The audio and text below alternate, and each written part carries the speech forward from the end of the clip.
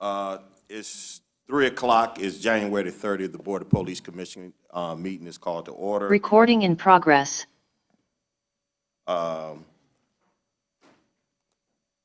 He's right on time. The chaplain is not online, so I'm going to ask Commissioner Banks to open up an invocation.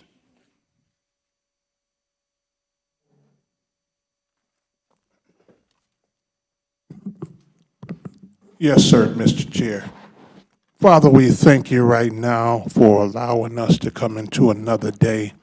We thank you for your presence here today as we go forth. We ask that you will give us the words to say that will touch those in the community, those out in Zoom, Facebook. In Jesus' name, amen. Amen. We ask that the Secretary call the roll. Commissioner Woods, Present. Commissioner Bernard, Attorney Linda Bernard, District 2, present. Commissioner Banks, Present. Commissioner Bell, Commissioner Burton, Present on behalf of District 5. Commissioner Carter, Commissioner Moore, Present. Commissioner Hernandez, Present. Commissioner DeWalsh, Present. 10 present, sir. Thank you. We have a quorum. Entertain a motion to approve the January 30, 2025 agenda. So moved. Second. Moved by Commissioner Bernard and supported by Commissioner Moore. Any discussion? All in favor? Everybody say aye. Aye. Anyone opposed? The motion is carried. Entertain a motion for the approval of the minutes for January 23rd, 2025. Moved by Commissioner Moore.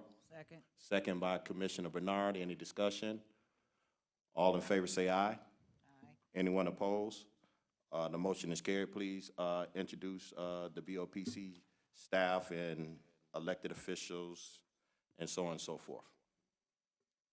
Present at this time, Chairman are Dante Goss, attorney, Chief Investigator Jerome Warfield, virtually, Ansley Cromwell, OCI, Mary Barber, Teresa Blossom, Robert Brown, Drew Freeze, Candace Hayes, Armesia Joshua, Jasmine Taylor, Felicia Tyson, and Janya Underwood. Interpreters, Ms. Shikata and Dr. Beatty, virtually, Charles Henry Media Services and HR Director Patillo, Lieutenant Mark Young, former Commissioner William Davis, former Commissioner Darrell Brown, Marie Overall, and Fredia Butler. Those are present at this time, sir. Okay. As it relates to the chief of police report, we're going to entertain a motion to waive that report. Second. Madam Secretary. I apologize, sir. Deputy Chief Tiffany Stewart is sitting in for Interim Chief Bedison. Yep. I entertain a motion to waive the chief of police report. Moved by Commissioner Moore. Support. Second by Commissioner Bernard. In discussion? All in favor say aye. Aye. Anyone opposed? The Opposed. motion is carried. You opposed? Yes. Okay. All right. One opposed. Okay. The ayes have it.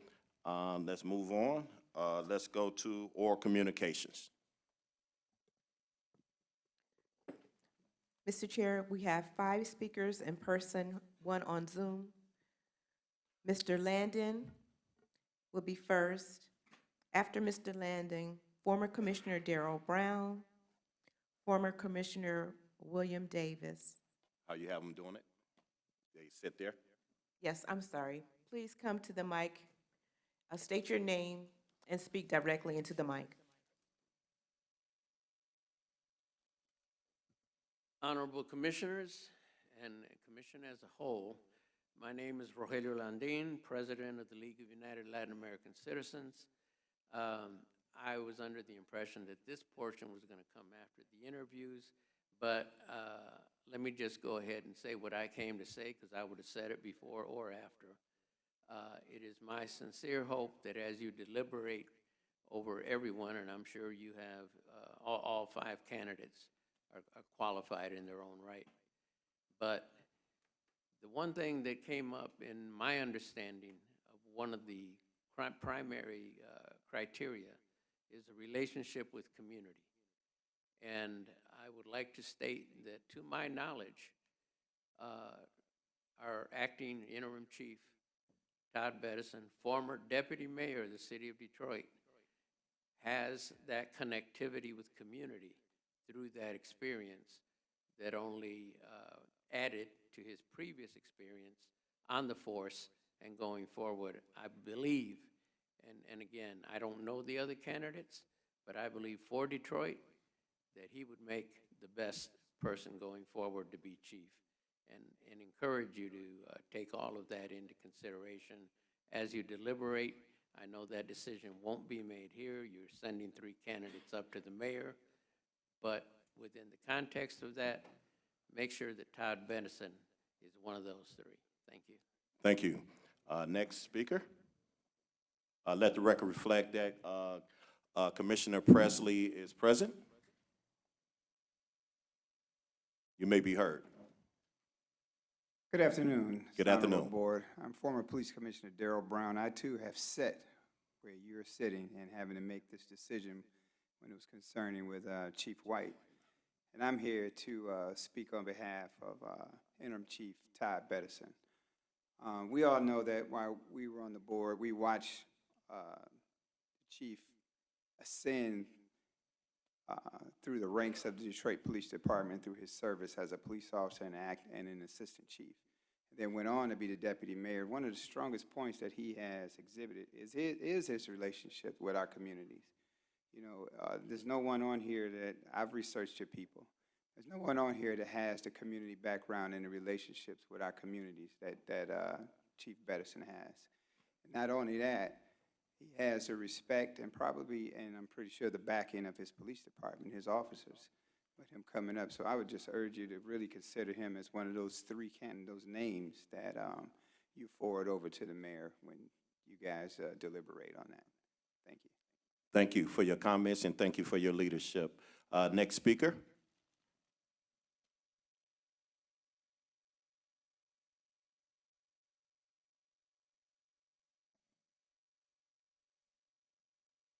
Well, hello, everyone. Hello.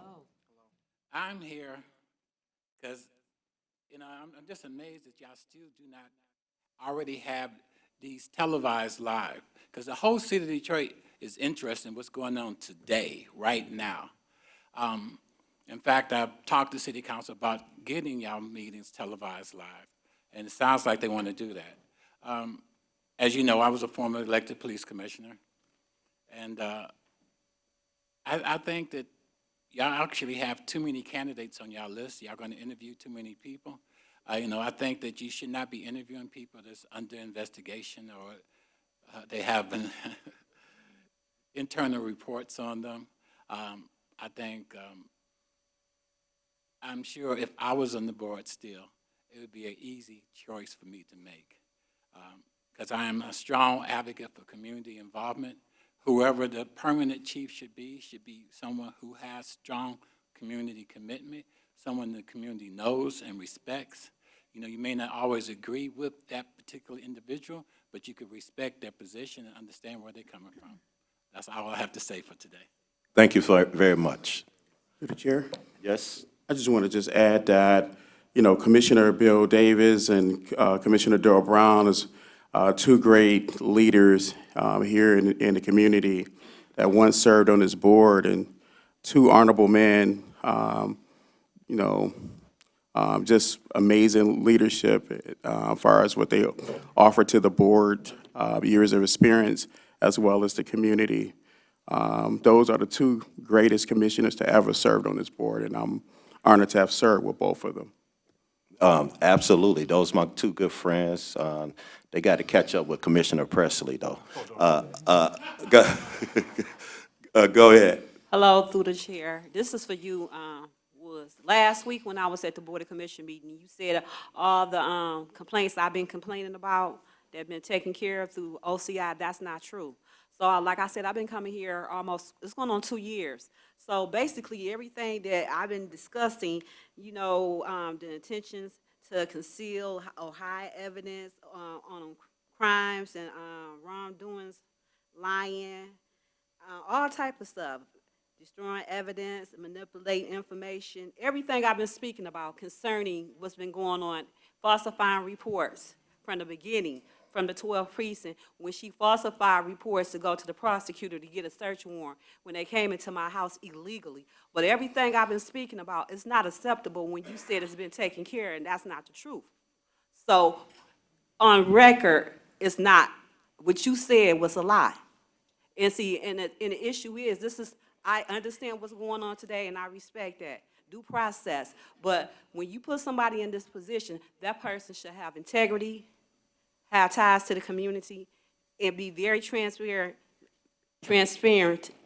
Can you hear me? Accountability on every aspect of their job, period. That's the bottom line. And I've been talking about police officers in their facilities, staying in shelters. You all act like this doesn't exist. You know how cold it's been outside? And these officers are started off with $55,000 and $3,000 signing bonus, and they taking up bed space. This is not acceptable, period, when they have the means to pay rent. So you all sit up here and act like it's all good. But it's not. It's not acceptable. And if you can't do your job, you really don't need to be up there.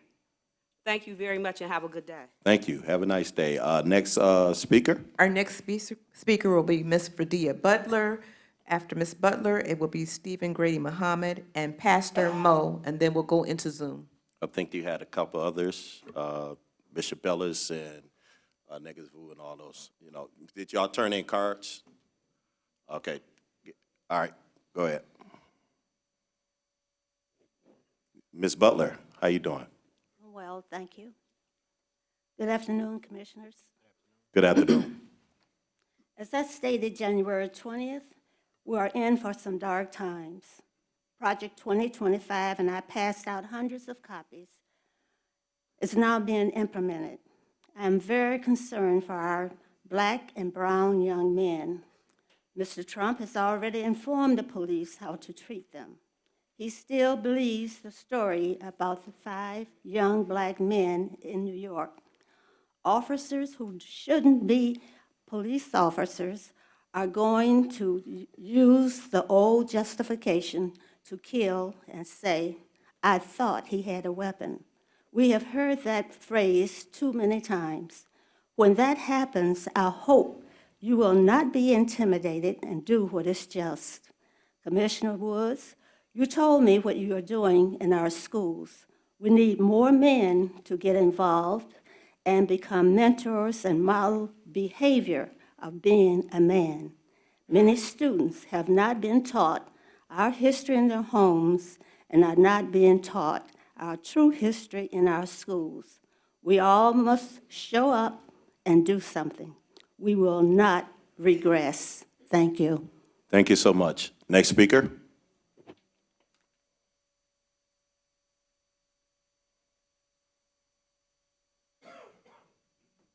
Through the chair. Yes, sir. Good afternoon, honorable body and good friends. My name is Stephen Grady Muhammad. I think you know why I'm here today. I'm here to advocate for, you know, in our city and across the country, everybody's saying now don't use the I word. So I'm not going to use that I word. I'm here to advocate for Chief Todd Bettison. I met Todd 20 years ago in the streets. Many of the people you see here in the audience, I know, because they're in the streets. And as we do that work in the streets trying to bring peace and reduce crime in this city, Todd has not only been a partner and a friend, but also a leader. But I want to talk about the other side of the coin as well, because everybody talks about how Chief Bettison is, you know, connected to the people, connected to the streets. He's also connected to the rank and file of the Detroit Police Department. I talk to everybody, you all know that. When I talk to the rank and file of the Detroit Police Department, They have hope, they have respect, and they are excited for the new Detroit Police Department that is going to occur as a result of Chief Bedison's leadership. So as I close, I'll say this. Some people may say, you all have a hard job. I say you don't have a hard job. Your decision is very easy. Todd Bedison for Chief of Detroit Police. Thank you. Next speaker.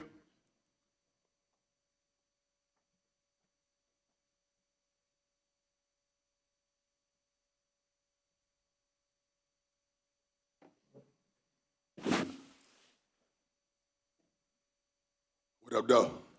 What up, though? What up, though? Blessings, blessings, peace. My name is Pastor Maurice L. Hartwick. I'm the founding pastor of the Living Peace, of the Power Ministry, the founder of the Living Peace Movement. I'm here to represent my endorsement for the one and only grassroots, street-raised, made chief of police in the history of policing, Todd Bedison. Ain't nobody else like him in the country. They threw him down into the community as a demotion, but it was God promotion. I don't think you become chief of police from a community liaison, but it happened because he ended up coming in the streets and meet with real activists, real people with real problems. And he raised up a standard and fought with us, stood with us. Every group in the city that got power, from New Era Detroit, Eric Ford 300, Zoe, Force Detroit, Niggas Vu People's Action, Tafari Brent, every activist group here, some even up there, sitting up there. I don't know if I'm missing anybody else, but certainly me, Pastor Mo, Live in Peace.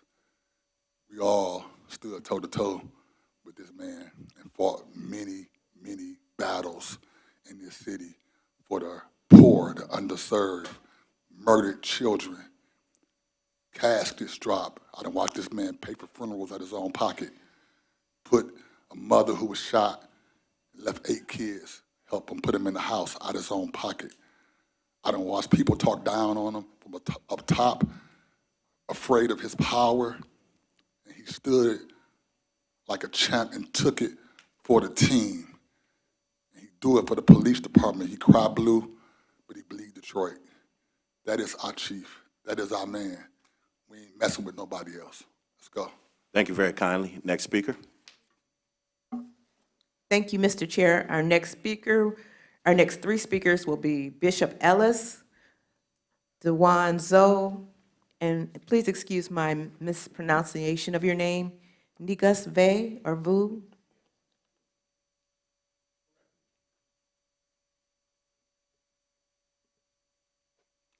Thank you for this opportunity to speak. Bishop Charles Ellis, pastor of Greater Grace Temple, City of David, in Detroit, Michigan, and to the Honorable Board. First of all, I need one of those countdowns for those big funerals at my church. Give 2 minutes. You can say 2 minutes, but everybody takes 5, 6, Right. 7. But if I have a countdown, I can hold them accountable. But anyhow, let me know where I can pick up one of those. Anyhow, getting to the order of business. Detroit is a very unique place. I've been here for 62 of my 67 years. And I've grew up in Detroit, grew up right around the corner here at Webb and Dexter, 2-family flat. My dad came over here 26 years old in 62, stayed at the YMCA right down the street there at Grand River, West Grand Boulevard in Dexter. Moved over to Outer Drive to the Detroit Golf Course, and I've seen Detroit, seen all parts of Detroit. Seen Detroit during the riots, 1967. Never could believe I could see tanks riding up and down Livernois. I mean, the only thing I knew about tanks was the little G.I. Joe toys that we had. Seen it in the bad times, good times, World Series, and the list goes on and on. And now we see a Detroit that is vibrant, a Detroit that is rocking and rolling. We need strong policing, but we need neighborhood policing as well. And I would hope that we would be able to elect somebody from within. I think it's a slap in the face to all these men and women in blue who serve this community and who serve in this police department to have to go outside and bring somebody in. Detroit is a very complicated place, but I love it to life. And I believe that Chief Bedison is the man who can carry the respect of the rank and file and also have the respect of the community. And I certainly hope that we would do the right thing and to elect this man from inside. I think when you got what you need in the House, no sense in looking all over the country. So my support is for Chief Todd Bedison, and I would hope you all would elect him. Thank you very kindly. And I want to thank the bishop for opening up his church for Officer Richardson, and that was a very powerful service and all the things that you do for the Detroit Police Department and the community. Thank you very kindly. Next speaker. How everyone doing? My name is DeJuan Zoe, Executive Director of Force Detroit. I'm speaking on behalf of our founder, Alea Harvey Quinn, and the rest of our organization. We have seen historical reductions in Detroit's violent crimes under the leadership of Todd Bedison. I came home in 2019 with indoctrinated with this stance against law enforcement. Community organizers embraced me, took me in. I have my story. George Floyd was going on, and they said, let's go downtown. We got to go downtown, police saying we need to stop people from tearing up the city. And in my ignorance, I said, no, it's revolution. We should be tearing it up. They told me no. We went down there and we protected the city. And I seen the men and women, the community organizers who embraced me when I couldn't go in, or I didn't want to hang in bars and in the streets with my friends. Those people, those organizers embraced me and showed me the way. And what they showed me is a deep level of respect for our law enforcement. Our city is different. These relationships took decades to develop. You don't get out of prison after all this time and be in position how a man like myself is in position without leadership within this city. And Bedison has been that. So I'm here to support the brother because the brother has been supportive to the movement and community leaders. This is a city that respects community leaders, and I respect that and support that. Thank you. Thank you very kindly. Next speaker.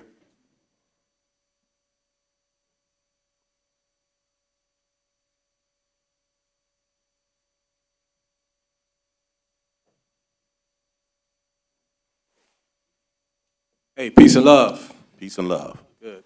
Well, I want to commend all you on the work that y'all doing. I know it's not an easy task. I stand here before you, the representation of the People's Action. I'm the president and founder. Also, I can attest to what many of them have said in regards to Todd Say your Bedison. name for the record. Oh, I'm sorry. Negus Vu. Some of you know my work, some of you may not. But I've been on both ends of the spectrum. I've been an agitator, and sometimes I've been a supporter as well. So I'm very unbiased, because at any point I can be on the agitating side as well. I'm all about the people, and I'm about the empowerment of the people, and that's why I'm here for Todd Bedison. I can attest, as DeJuan Kennedy said about the organizers embracing them, I was one of the ones who convinced him of the leadership of Todd Bedison. When you think about George Floyd and what happened with George Floyd, Detroit is the only city that didn't get torn down or burned down. It was because of the community activists. It was because of the organizers that was downtown. And that was primarily due to the relationship that Todd Bedison has built with the activists, with the public eye, and also his respect that he has with DPD. When you talk about somebody who has a high level of emotional intelligence, critical thinking skills, decision-making, all of these things he's excellent at. And he also understands the relationships between the community and the DPD. So he's a person that's what I think Pastor Mo quoted, that's a hybrid. He's a combination of, former Chief White and Chief Craig and himself as an intellectual. So this is a perfect option. I don't see nobody else who's better. And I don't see any other candidate that would have these many people come up here of this magnitude, with this much influence and power to advocate on his behalf. So please, please, please, I stand before you to choose Ty Best, and thank you all. Peace. Thank you very kind. Next speaker. Our next three speakers will be Mr. Rue, Bishop Darrell Harris, and Sincere Altablet. I'm sorry for butchering your name. Excuse me, don't approach us. Excuse me. Excuse me. Can y'all remove him? Take it back there, man. Blossom, can you grab the document? What is it? and pass it out? Well, you give it to someone What else. is it? What's the document? What is the document? I'll take one. Which- Thank you. Yeah, you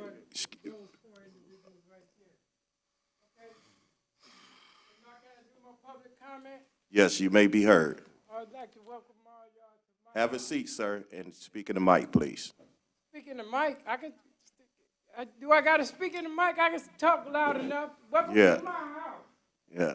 I joined this union, youngest member in 1191 Clock at stop. the age of 16.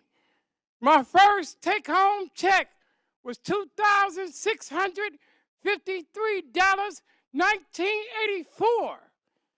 I also clocked 101 hours on the clock at this union. My grandmother had her centennial celebration in this room we in right now. What I had for you is a letter. The letterhead says Madison Square Gardens. It's a letter that I wanted all four of y'all to have. Kanisha Coleman did not shoot herself. I'm a stand-up 100 individual, and I'll go all around this whole city. 16 different neighborhoods I done lived in. I ain't never had the problem. Well, today, I'm officially off bond restrictions since 2021. Bond restrictions. 9 arrests. 9! 8 to the Detroit Detention Center and 1 to Detroit Receiving Hospital, Samaritan Behavior Center. 13 whole days. 13! With some nutcases. Till I got up out of that sugar honey iced tea. I ain't broke no laws or committed no crimes this time. Now, Darrell Woods, I told you the X mark about me. Now I'm gonna let the whole city of Detroit know. Kanisha Coleman did not shoot herself. I said the name of the individual who did it. There was a 7.5 to 10-minute time period after she was dropped off at the fast food restaurant where she was worked at. Thank you very kindly. Next speaker.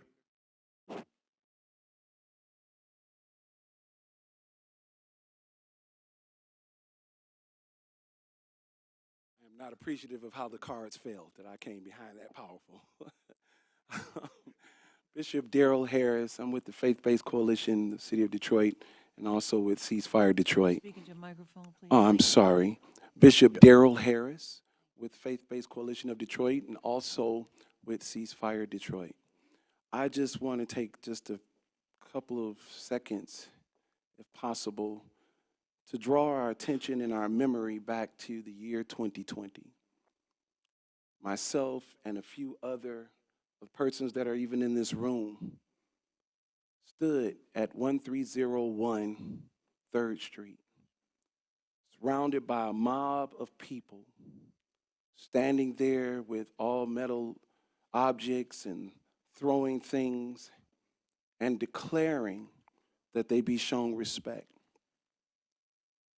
I remember an officer coming out and taking to the front of that stage.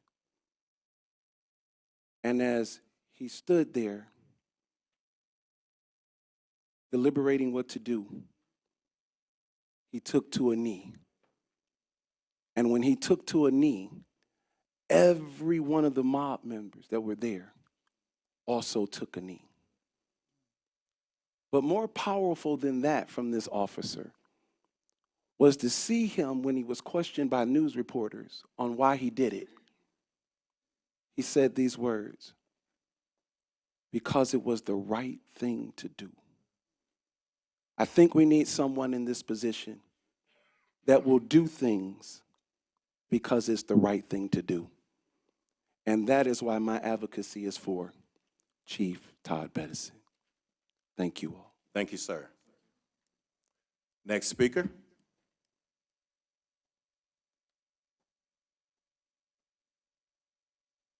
And we'll make those the two last in-house speakers right there. Good afternoon. Sincere Altale is my name, CEO of Sincere Principal Consulting Group. I am also the legal liaison for Ceasefire Detroit. I'm here to advocate for Todd Bedison. I'll say this, once upon a time I was a returning citizen. I don't even look at myself in that manner anymore. Todd Bedison shook my hand. Chief shook my hand 6 or 7 years ago and told me that he wasn't worried about my history. He was worried about what I was doing today. And for that reason, I've been able to be criticized as well as be a part of a solution. So, once upon a time I was a part of the problem, now I'm a part of that solution. Without certain people and certain entities coming into place, I would not have been able to do the work that I'm able to do in my community today. That's something that I truly take pride in. I had never been able to do anything constructive and it be seen. And I've never been one to come into the forefront. I've never wanted to be seen. But the ability, being able to be placed in a position to be able to give back to the community that I had to leave and do so much wrong in, and for someone to literally look me in my life, look me in my eyes and shake my hand and give me the opportunity. He was a part of a team of individuals that had to make a decision on me. I would not have given me a chance. So to wake up one day and to see that it was a police officer who actually gave me a chance, that means a lot to me. I'm willing to use every bit of influence that I have to do everything that I can in this city for my people. Anybody who looks like me and who doesn't. Looks like me has absolutely nothing to do with the color of my skin, but people who come from my situation. And, my support is there for Todd Bedison. Thank you. Thank you very kindly. Next speaker. Our last two speakers in-house is Mr. Whitney Clark and Reverend Wendell Anthony. Then we'll go to Zoom with 4 speakers. Okay. Good afternoon, good evening again. My name is Whitney Clark from Living Waters, church administrator at the Oasis of Hope Church, right behind Dutch Girls Donuts. We've heard a great deal about Mr. Bedison and his character. I want to take a different approach. I want to talk about the climate that we foresee as young advocates in the city. We are anticipating a time where the spirits of the Detroiters, everyday Detroiters, the boys and the girls in this city, their spirits are about to be raised through a series of different challenges and community changes that we're about to take place. And what I mean when I say that is you need someone on the police force that has the respect of the community, that has a steady hand, someone who has a reputation for integrity.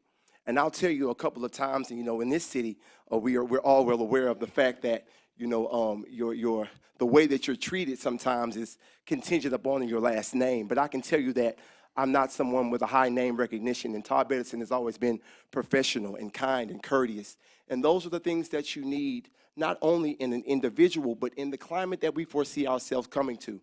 Where we are about to engage in a way where we can fight for our education and fight for the freedom of our people in the reform, in the housing sector, in the tax reform. There are a number of different issues that may cause calamity in our community from a protesting perspective, civil rights activists lifting their voices against the powers that be. You need a police chief like Todd Bedison, someone who can be trusted in this regard. And so again, I echo the sentiments of everyone that I've heard speaking about this individual. We believe that he is someone that we need, not because of his character, but because of the days we foresee ourselves going into. And so again, I echo those sentiments, and I hope that you will hear us out in that regard. Thank you very much. Have a nice one. Reverend Wendell Anthony.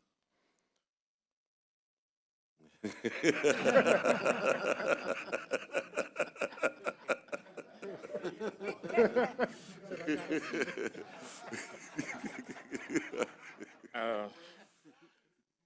me say good afternoon to everybody. Good afternoon. As unaccustomed as I am to public speaking, I do want to thank you for this opportunity. It's not often that I come and advocate for the police. I've been formally trying to avoid them. But as I've grown and matured and understood the role of police officers and what they do in terms of putting their lives on the line every day, for me and mine, if I get in trouble, I ain't calling somebody who advocates one, but I'm calling the police. And when I've called them, they have come. I represent the Detroit branch NAACP, the largest branch of the NAACP in the nation. We've had sessions with police officers. I used to chair a committee that was formed by former police chief Benny Napoleon. We remember him. And it was during the time of Malice Green when he was killed and used by force, and they used the Kell light. The Kell light is no longer used in the city of Detroit, as I understand it, by virtue of the work that we and others did to talk about how traumatic that was. I remember being in sessions with Willie Bell relative to just having the Blue Pigs to come and advocate for a solid relationship between the community and the police. It was not just a singing and performing group, but they performed to bring people together.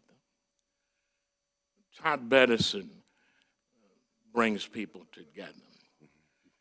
I don't even know why we're going through this exercise, quite frankly.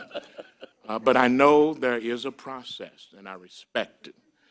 Speaker prior to me talked about the critical nature of the times that we are in. These are very, very, very critical times. Most of us have never known a time like this. People are afraid. They don't know what to do. They're in a tizzy. I've gotten calls from everywhere. What should we do? How are we going to handle this? ICE is on 7 Mile in Livernois. ICE freezing the community, creating fear and havoc. It's the beginning of a new era. Now is not the time for somebody that needs to come in here and learn what's happening here. Now is not the time to bring somebody in that we got to teach where certain skeletons are and what potholes you want to avoid and what streets you might want to go down. Now is not the time to change an individual who seems to be helping us to win this race. You are being successful. The Detroit Police Department has moved to a point where now it can become a model, particularly in the area of police and community relations. As you wind up to 2 minutes. Oh, is that 2 minutes? Is that all right? Oh, I apologize. I'm sorry. They didn't tell me I had 2 minutes. I'm sorry. I apologize. I apologize, but let me conclude by saying this. We would make a grave error by not bringing Todd Bedison to the permanent position of Chief of Police of the city of Detroit. He has earned it. He has worked for it. He has demonstrated it. And he has the community behind him to support it. That's why we need him. So if y'all looking for somebody out there, they ain't there. If you got somebody in hand, deal with that.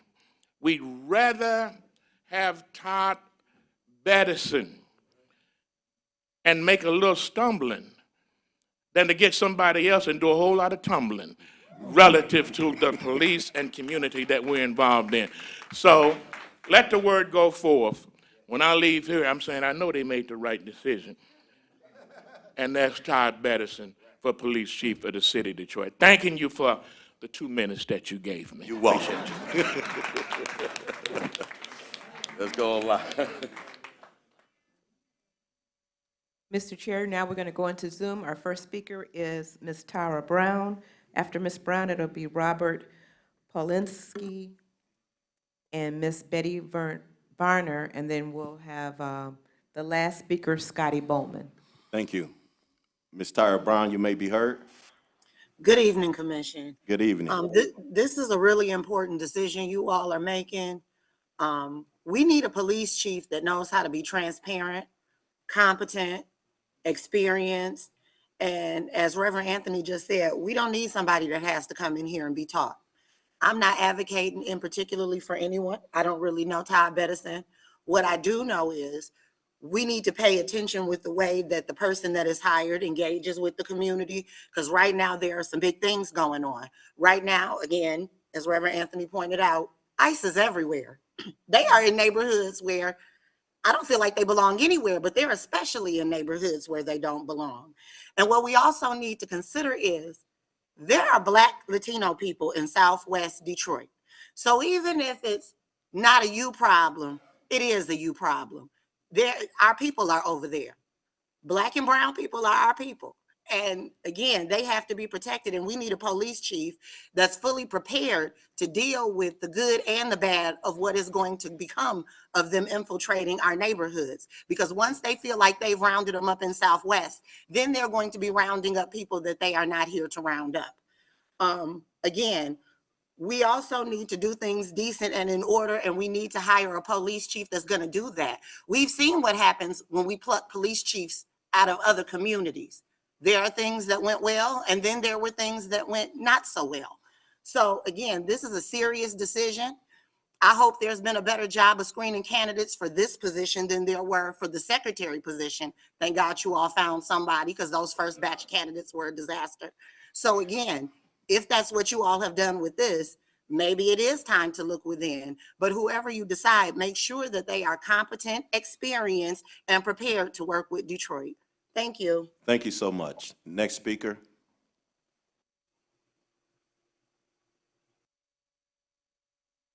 Good afternoon, Mr. Chair and members of the Board of Police Commissioners. Good My name is afternoon. Rob Plowski. I'm a transit advocate and I'm a longtime activist here in the city and our region. Today, I want to extend my full support for Interim Chief Todd Bettison. When I first met Todd Bettison, it was actually during a bus ride along in late last year. A group of us advocates that advocate for better public transportation and transparency with DDOT were able to do a ride along with him in the morning. He was absolutely the man of integrity, understanding, and the charismatic self that he presents himself in this community. I don't want to echo too many comments here by advocates and residents in the city, but most of all, Reverend Anthony for his amazing comments about Todd Bettison. We need somebody that can lead us into the future. Stand up for issues that matter to the community. Stand up against the injustice all across this country and make a big improvement here in this city, making residents feel like that they can reach out to the city chief of police or any police department in branch this city. We need true leadership like Todd Bettison, and echoing some comments here from advocates that couldn't make it, Brother Cunningham, I truly know what it takes to be a tremendous leader. When you're an activist, you have to be able to work in community engagement. And I've shown that, and trust me, Todd Bettison represents those values of everybody here in this room, working alongside the community to make improvements for the city while creating the transparency and relationships needed to improve the community. I ask for your vote in endorsing Todd Bettison for Chief of Police for the city of Detroit. We will receive change, and we have a lot more improvements that need to come forward, but this is the way to do it. I say yes, so please invest in Todd Bettison for Chief of Police. Thank you for your time. I appreciate it. Thank you very kindly. With two more speakers or one? Two. Okay, next speaker. Good afternoon. I'm Betty A. Barner, president of the Soda Ellsworth Black Association. Good afternoon. Good afternoon. I'm also a city resident for 75 years, born and raised. I love my city. I am in support and ditto everything that everyone has said for Acting Chief Todd Bettison. He is the type of guy, he cares about the residents of the city of Detroit. He's a hands-on type of person that you are comfortable to talk to, and he takes the time to listen. That's very important.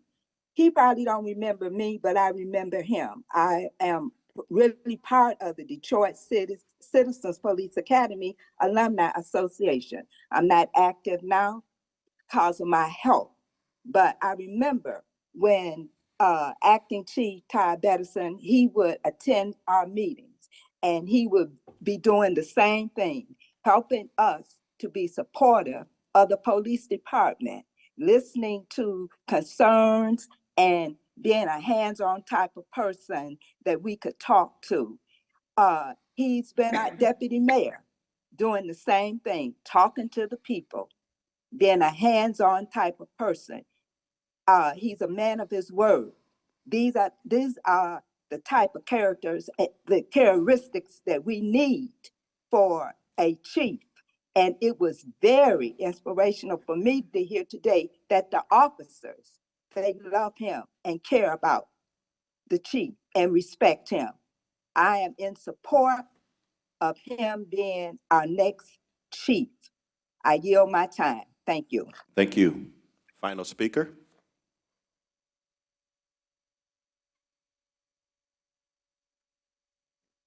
Final speaker. Yeah, I was muted. Okay. Can you hear me now? Yes, sir. Okay. Yeah. Well, I think we all pretty much know who the next who's going to be selected for the chief in the long term. So, with all due respect to the other candidates, and that's something I'm pretty sure. There's other things that I'm fairly sure. I'm fairly sure that Mr. Bettison will continue to be as accessible and as and with the community, and doing the right thing as far as policy allows him to do. And I'm confident that will also happen. But what I do also want to bring up here is that the chief of police and the board of police commissioners have very different duties, and they both need to keep that in mind. Commissioners, remember, you are civilian oversight of the police department. And while we largely support our police, we also need to be quite stern with the individuals who don't live up to or our reasonable expectations to what they should do. I want to keep that in mind. Also, the board sets policy, and I did mention, I believe our new chief will do the right thing up to what's allowed by policy. But the board sets policy. And keep some policies in mind. We need to have more ready access to video, and you yourselves should have almost as quick as physically possible access to that video. We need to reduce the surveillance state in this city.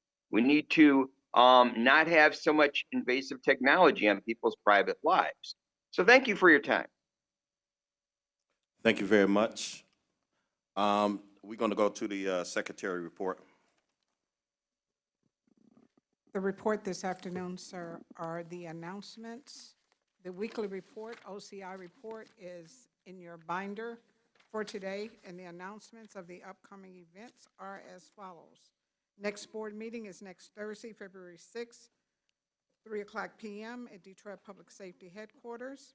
The next community meeting is Thursday, February 13th, 6:30 p.m. Location is in the 11th Precinct at Say Detroit Place Center, Van Dyke Avenue in Detroit. Committee meetings coming. Policy Committee next Tuesday, February 4th, 5 p.m. at DPS headquarters. Citizen Complaints Committee meeting, February 11th at 3 p.m. at headquarters. And the Budget Committee will meet again on Tuesday, February 11th at 4:30 p.m. at headquarters. And that is the report for this afternoon, sir. Thank you very kindly. What is the pleasure as to unfinished business as item A? To the chair. I move that we postpone item A into our next meeting. Second. Motion made by Commissioner Presley and second by who? Second.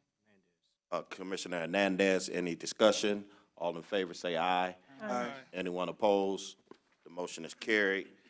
As it relates to the Chief of Police interviews, all interviews of candidates for the Chief of Police must be held pursuant to the Open Meetings Act, MCL 15.26A8F, pursuant to the City of Detroit Charter, Article 7, the Executive Branch, Chapter 8, Police, Section 7-805, Chief of Police. The following is to occur.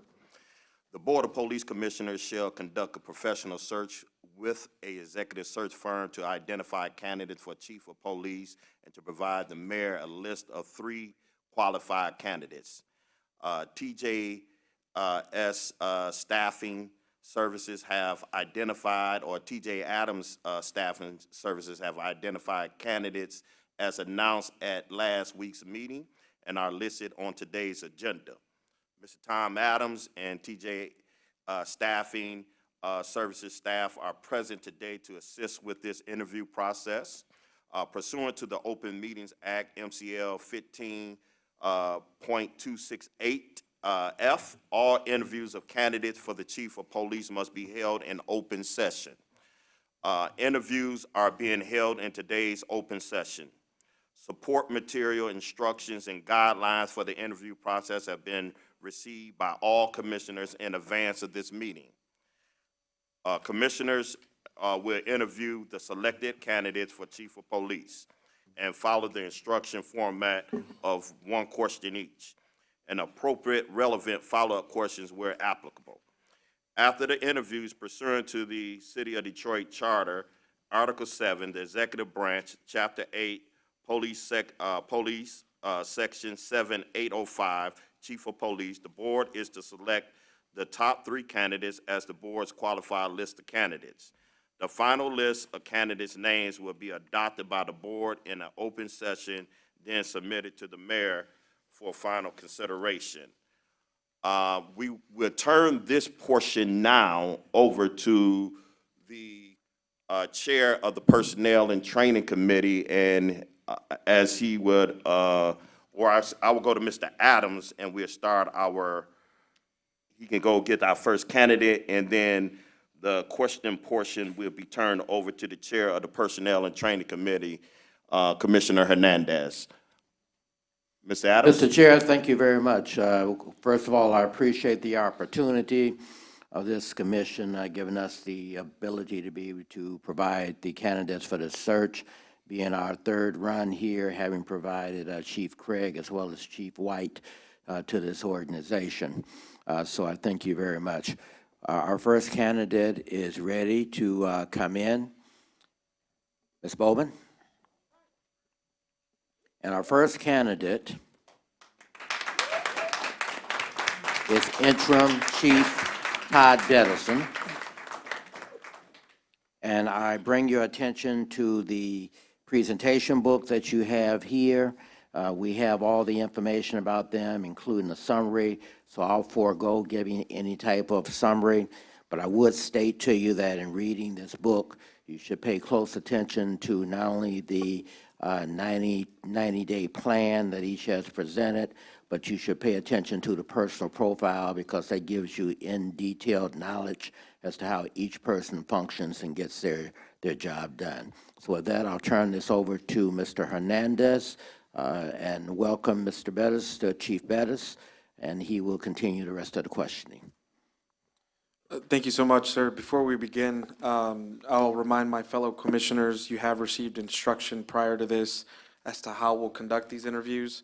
You have a scoring rubric that is in front of you that contains 11 total questions. based on the fact that we do want to make sure it's not only a thorough interview, but one that's quick and expeditious in nature. We're actually going to use the rating rubric on a scale of 1 to 5. Please make sure that you mark the rating that you desire. Based on each candidate, we'll do an aggregate for our closed session. For the sake of time, we're going to actually do questions 1, 2, 4, 5, 7, 8, and 11. So again, that's questions 1, 2, 4, 5, 7, 8, and 11. And with that, sir, we'll begin. This is an opportunity for you to showcase some of your background, your experience, obviously your ties to community. You have lots of supporters here. And I'll ask the same exact questions to every single candidate for consistency. So the very first question is, summarize both your educational background and work experience, and what is the greatest accomplishment in your law enforcement career, and why? Well, through the chair and to the board, thank you for that. It is definitely my pleasure to be here today. My educational achievement is I have a business certificate from the Mike Illich School of Business. I also have an undergraduate degree, a bachelor's degree in criminal justice. I've also have professional certificates in Lean Six Sigma from Oakland University, and then also I took a course with the city of Detroit, which deals with process improvement, continuous improvement. Very proud of that, which helps me to streamline processes and ensure that things are very efficient and run effectively. Briefly about my background, some of the things that I'm very proud of is recently my last position, being selected by Mayor Duggan to be Deputy Mayor of the City of Detroit. Being Deputy Mayor of the city, I'll talk briefly about it. While I was there, one thing that I'm proud of is an initiative that I implemented, which was called Jumpstart.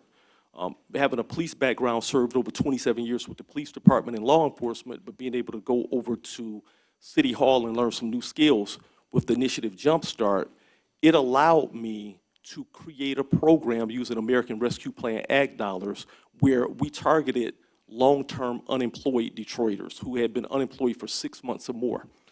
And with that, allocating and earmarking money for it, I actually, through that program, got over 1,000 long-term unemployed Detroiters working. And so it's a successful program. It's ongoing. It pays individuals to get their education and connects them with jobs. Also, in the role as deputy mayor and being with my police background, I initiated a program called Community Violence Intervention, our Shot Stoppers program, which is CVI.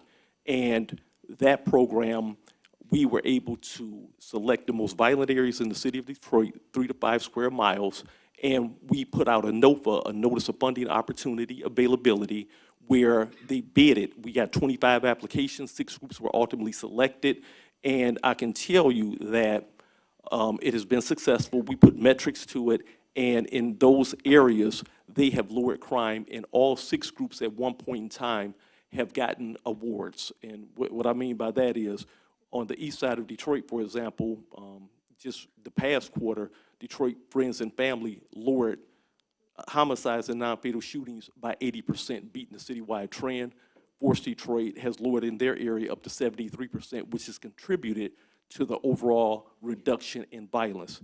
Now, one of the most proudest moments in my career that I can really point back to is back in 2006, also 2005, where I was the public safety coordinator for the MLB All-Star Game and for Super Bowl. I led that initiative and actually created the blueprint where the NFL still uses that to this day as far as the blueprint for securing Super Bowls. And so that came in very handy and well as we went forward. And we know we just had the postseason. I was planning for the parade, but we were prepared. So next year, I'll dust the plan back off, but those are some notable things right there that I'm very proud of.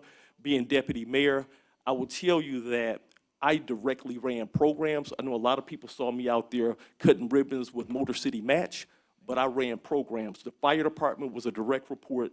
DDOT Department of Transportation was a direct report. The Health Department was a direct report to me. BC was a direct report. The Planning Department was a direct report. CVI was a direct report. And then also City of Detroit Homeland Security was a direct report to me. Now, when I became interim police chief, the mayor at that point also allowed me to bring City of Detroit Homeland Security up under the police department so that we could have continuity of management, creating an overall safer environment.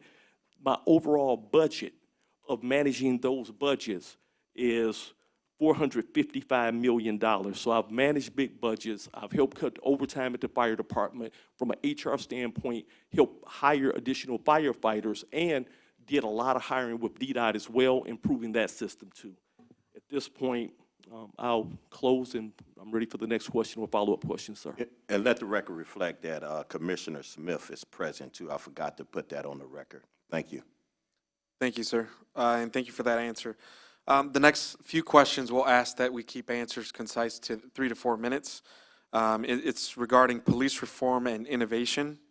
What reforms or innovative approaches would you prioritize to modernize policing, improving officer performance, and increasing public safety?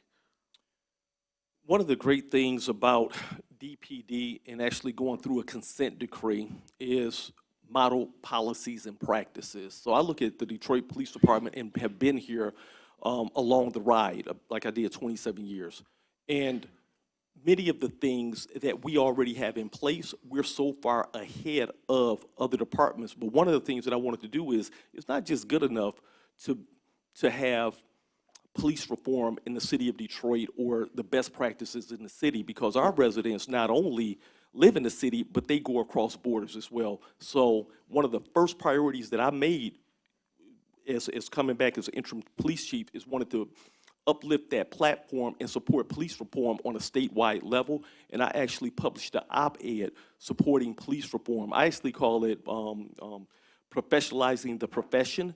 And what that means is ensuring that many people will be surprised to know that some departments don't even have body-worn cameras.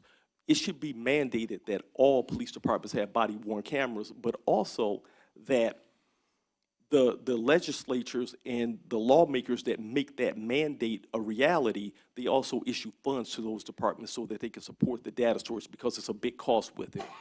Police reform, one of the things that I would do to continuously improve it really quickly is when it comes to ensuring that our officers have the highest level of training when it comes to mental health disorders, when it comes to crisis management, because officers are out there in the field, and we know with the number of calls that we get with individuals that are suffering, they have to be prepared, not only just the co-response units, but all of our units, to be prepared to deal with individuals that are unsheltered or homeless, that are suffering from some type of crisis, and also sometimes a substance use disorder. So I'm going to mandate that and ensure that our officers get the highest level of training. Thank you, sir. Third question is going to be around crime prevention strategy. I know that you have a 16 to 90-day plan that's laid out. What are your key strategies for reducing violent crime in the city while also addressing root causes such as mental health and education? So one of the things that I'm doing is with our CVI, our Community Violence Intervention, with all of us working together, we've seen that it has contributed and continuously beat the citywide trend. And so one of the top goals that I have is to continually fight for a public safety trust fund, which is House Bill 4605, 4606, and that's going to help bring an additional $18 million to the city of Detroit. I thought I was going to get it done before lame duck. That's going to allow me to also hire additional officers. And so right now, we currently have 5 CVI groups in the city of Detroit. And the violent crime in those areas has went down, but that's not good enough. We've identified another 2 additional areas where we can expand the program. With the $18 million, as soon as I get Public Safety Trust Fund passed, and I just was in Lansing, I have a commitment from the Speaker of the House, Matt Hall, where he's committed to us, helping me get that done. And it's not only beneficial for the city of Detroit, but for Lansing, for Battle Creek, for Grand Rapids, for other places as well. I'm going to be able to take those funds. The city of Detroit Police Department will get roughly $12 million so I can hire more officers for co-response and mental health. And I'm going to take some of the officers as well and put them in our cold case unit because I don't have enough resources there. But very quickly expanding the CVI to cover additional hotspots within the city of Detroit, and also having a catch-all net where it's going to mediate conflict across the whole city because I'm going to have dispute resolution centers. And so I'm going to establish that. And then with some of our other CVI groups, we're going to have mobile dispute resolution centers as well, where they actually will respond to where disputes are happening, because 1/3 of our homicides and 1/3 of the violence out there, but particularly homicides or in non-fatal shootings, is the result of some type of argument or dispute. Thank you. The next question you might be familiar with is around community engagement. How do you plan to build trust and foster positive relationships between DPD and the diverse communities it serves? I'll answer that by saying I've been doing that for 27 years, and I've done it. I have deep roots, and you have different levels of community engagement, and so oftentimes we have many of our grassroots folks in here, but we also have what I would say mud roots. And so by having those relationships and the relationships of trust, and I call it social capital, by establishing it, I have that. But to your question, what am I going to do more? I'm going to do more of it by utilizing those groups and also bringing our officers together where we're continuing to grow and having chiefs advisory boards, bringing those groups here to help me solve some of the issues that are really occurring. One of my areas of expansion that the community is really concerned about is what's happening at our gas stations, for example. I'm going to protect our children's lungs. Many of our gas stations and some of the tobacco smoke shops are actually selling tobacco products to our minors. It's a big problem within the schools, so I'm partnering with the schools. But my community mud roots activists are saying we need to do something about that, and we absolutely are. And with my background as deputy mayor, understanding how city government works, guess what? I'm going to shut down those places that violate and compromise our children. I've already shut down 6 gas stations, and I got some more to shut down. Thank you for that. Next question is going to be around accountability and transparency. How will you ensure accountability within the department, especially in cases of misconduct or excessive use of force? By doing it. With this board of police commissioners, I think that during my term as interim chief, I've been the most transparent. You know, I'll say that I've been very transparent and will continue to be transparent. And I will give to the board whatever I can, meaning as long as our prosecutor says it's not going to compromise a case, and as long as corporation counsel says, you know, it doesn't bar me from doing it, I'm going to do it. With that, I will say this, being transparent, I've been told that I was the first chief thus far to turn over the budget this soon to the board. And so I demonstrate what I'm going to do by action. Thank you. The next question, which we have 2 remaining, this one included. Identify, based on your knowledge of the city of Detroit and its demographics, the program areas you would focus on, and describe how you intend to undertake the task as new chief of police during your first 6 months on the job. Could you repeat that question? I just want to make sure I got it. Yes, sir. Identify, based on your knowledge of the city of Detroit and its demographics, the program areas you would focus on, and describe how you intend to undertake these tasks as new chief during your first 6 months. I listen to the community, and with the demographics, understanding that Detroit is a big city of neighborhoods, and it's all a priority. But the commonality of things that matter the most to our residents, and one of the things that I hear over and over again is really our children.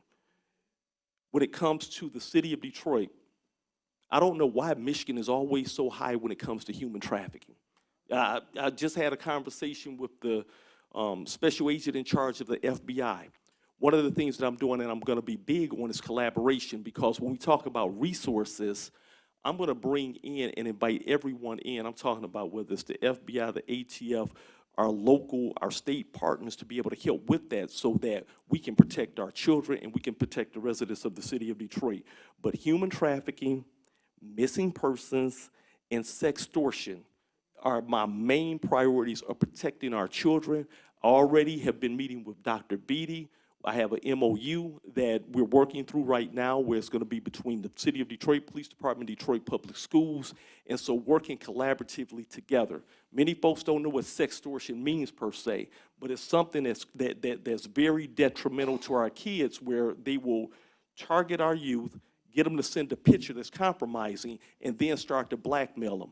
Youth have committed suicide based off of this, and sometimes the perpetrators that do this, they're not inside the city of Detroit. It's been situations where they've been out the country, but by partnering with the FBI, et cetera, I'm gonna get them wherever they are.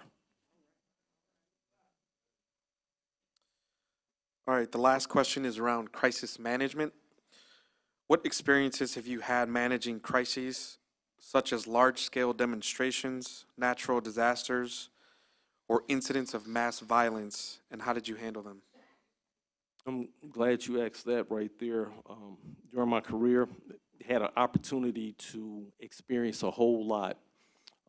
But thinking back to the largest potential crisis in the city of Detroit was in 2020 when the rebellion happened, and we saw across the country individuals, groups, anarchists, Antifa, the Boogaloo Boys, etc., coming into cities trying to cause violence. And so it was based off the George Floyd protests, but in the city of Detroit, we did have those groups show up as well. I was out there on the front line along with DPD, and the men and women of DPD did a phenomenal job. But that wasn't the only reason we didn't have the violence that was seen in other cities. It was this community. Many of the community members here stood with me, and we said, not in the city of Detroit. So I was behind the scenes.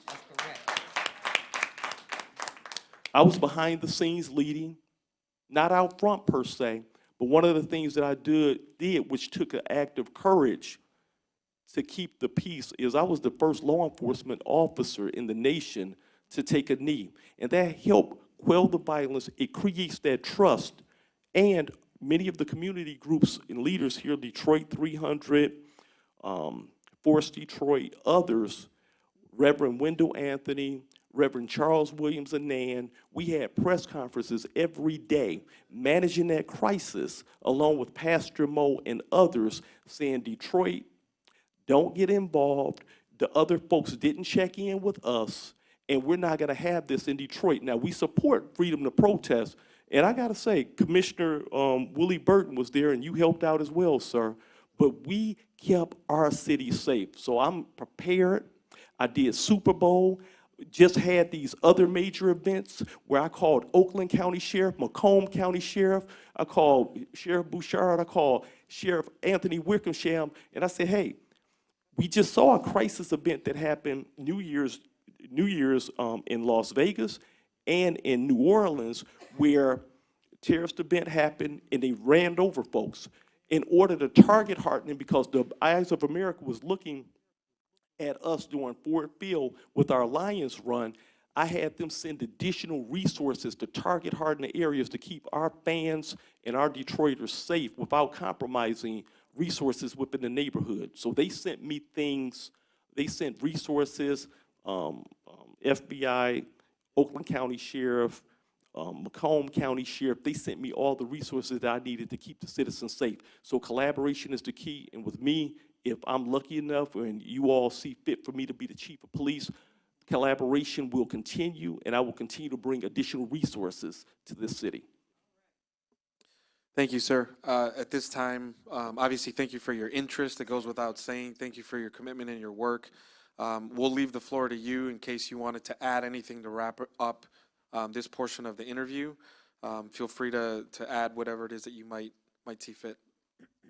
One of the things that I'm going to do is definitely really and it's been something that over the course of my career in working for other chiefs, but we have never did it and got it done right, but I'm gonna make sure that we do. And I'm gonna increase the size of our missing persons unit. I'm gonna really increase the size of that. And also, I'm going to increase the capacity of our cold case units, because the Board of Police Commissioners, I know you all have heard the complaints from these mothers who are grieving, and our officers at homicide need additional capacity as well, so that we can thoroughly investigate these cold cases and bring some closure to these families. So to Andrea Clark, and to Mothers Keeping Boots on the Grounds, and also to my friend, the late Brenda Hill, who initiated Mothers of Murdered Children, along with, like I said, Andrea Clark. I'm gonna make sure I get that done. All right, thank you, sir. Thank you very kindly. At this time, sir, would you? Chief, thank you very much. We appreciate you. And if you have any other questions, do so. If not, we thank you, and we'll be in contact with you soon. All righty, board, appreciate you all so much. I just want to just say that I have the utmost respect for this board. I think I'm one of the only chiefs that ever attended NACO, and I had a chance to co-present with Commissioner Carter. That was a wonderful experience. But when it comes to the respect of the board, I have the utmost respect. Thank you all. Thank you. Thank you.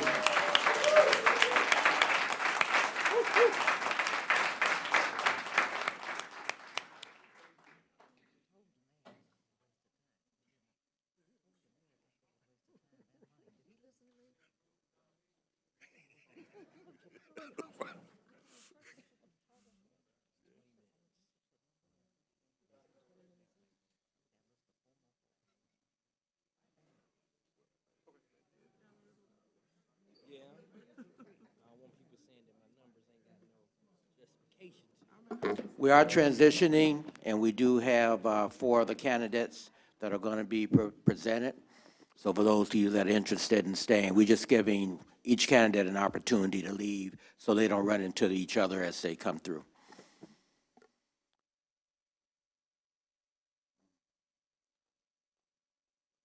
Commissioner Hernandez. How you Well, doing? welcome, sir. For the record, if you could just state your name, please. Dr. Joel Fitzgerald. Welcome. So the way that this will work is going to be consistent across all candidates. There are a series of 7 questions that we're going to ask every single candidate. At that point, at the end of the 7 questions, we'll give you the opportunity to add anything else that you might want to. We'll then deliberate in closed session and evaluate based on a rubric that we have in front of us, each candidate and their rating. So at this time, do you have any questions before we begin? I do not, no. Perfect. Question 1, it's an opportunity for you to brag about yourself and talk a little bit about your background.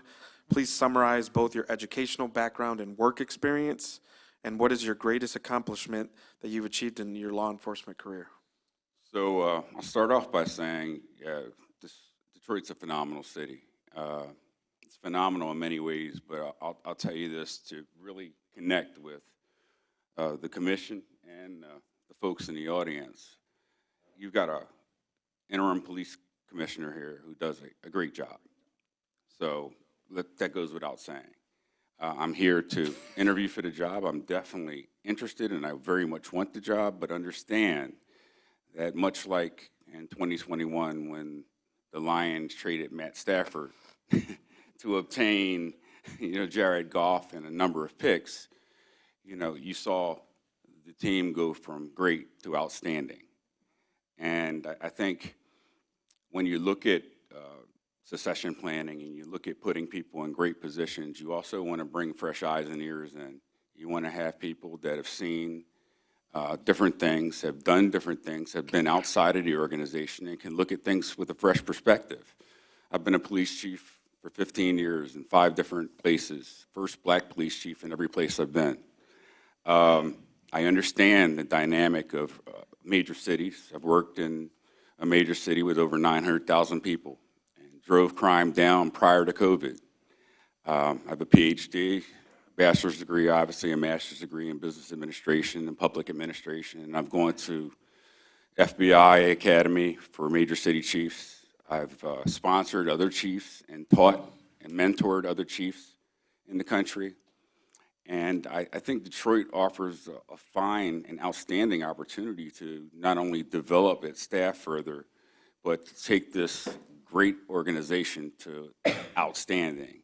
And I think that can be done in concert with Bettison and with others within the agency who I'm familiar with, who can drive the agency forward. So just a little about me and where I've worked for the public. I've been police chief in Fort Worth, Texas. I've been a police chief in Allentown, Pennsylvania, Missouri City, Texas, Waterloo, Iowa, and RTD, which is a transit police department in Denver, Colorado, that served about 3.08 million people. I've had a pretty interesting career. I lost my son in the line of duty, so I'm very much someone who identifies with loss. And my wife's a police officer as well. So we understand and we can identify with the people that are victims of violent crime. I think that is a tipping point for what I bring to the table here. I am a zealous advocate for community policing. I'm a proven recruiter. I've been able to create mental health units and work with mental health agencies to further the police departments that I've worked for and their engagement with people with mental health and substance abuse issues. So I have a real understanding of, some of the things that Detroit already has going on and already does very well, like technology and other things that, perhaps some police departments are reclamation projects. This is not. This is a department that, again, can be empowered to do a lot more with a fresh set of eyes and ears like mine. Thank you for that introduction. You're welcome. The next question is going to be around police reform and innovation. Yes. What reforms or innovative approaches would you prioritize to modernizing policing, improving officer performance, and increasing public safety? And over the last 15 years or so, departments have moved away from beats. I think we all, I'm looking at the board and I'm not trying to judge, but we're probably around the same age. And we understand that there was a time when we saw police officers walking through our community. There was a time when Officer O'Malley swung his bat and walked around and you knew him. He popped his head into your store. He spoke to you. He addressed people. He understood and knew, the dynamics of what went on in the community because he was the consistent person that was there every day. Departments across the country have gotten away from that. They've stopped emphasizing some of the community policing efforts that need to be reinvigorated in cities across this nation, and Detroit's no different. We're never going to get back to having every police officer walking on foot and you exactly knowing who's working your area, but we can strive to achieve that. And how we strive to achieve that is reducing the size of beats, making police officers more accountable for qualitative performance in the form of making contacts with members of the community, developing relationships, creating community groups. Anti-violence groups are great. You have a lot of great work being done by individuals who are funded by the city to go out and to interrupt crime and to take a preemptive approach to handling the things that blossom over into events that we're not proud of. What we need to do, and what I bring to the table, is the ability to make and empower every officer to do that. My expectation would be that officers start creating those relationships. They become more community problem solvers. We have, and I know here, there's a community policing unit. The responsibility for community policing is everyone's responsibility, not just particular people. And what happens in police departments, and I've seen across the country in the places that I've been, are you have officers that show up and say, we're moving to the next call. The community policing folks can handle that, or your neighborhood policing folks can handle that. That's an unacceptable response. And the paradigm shift in the organization has to be one where everyone accepts the responsibility of picking up the phone and making contacts throughout the city. So I'll give you an example.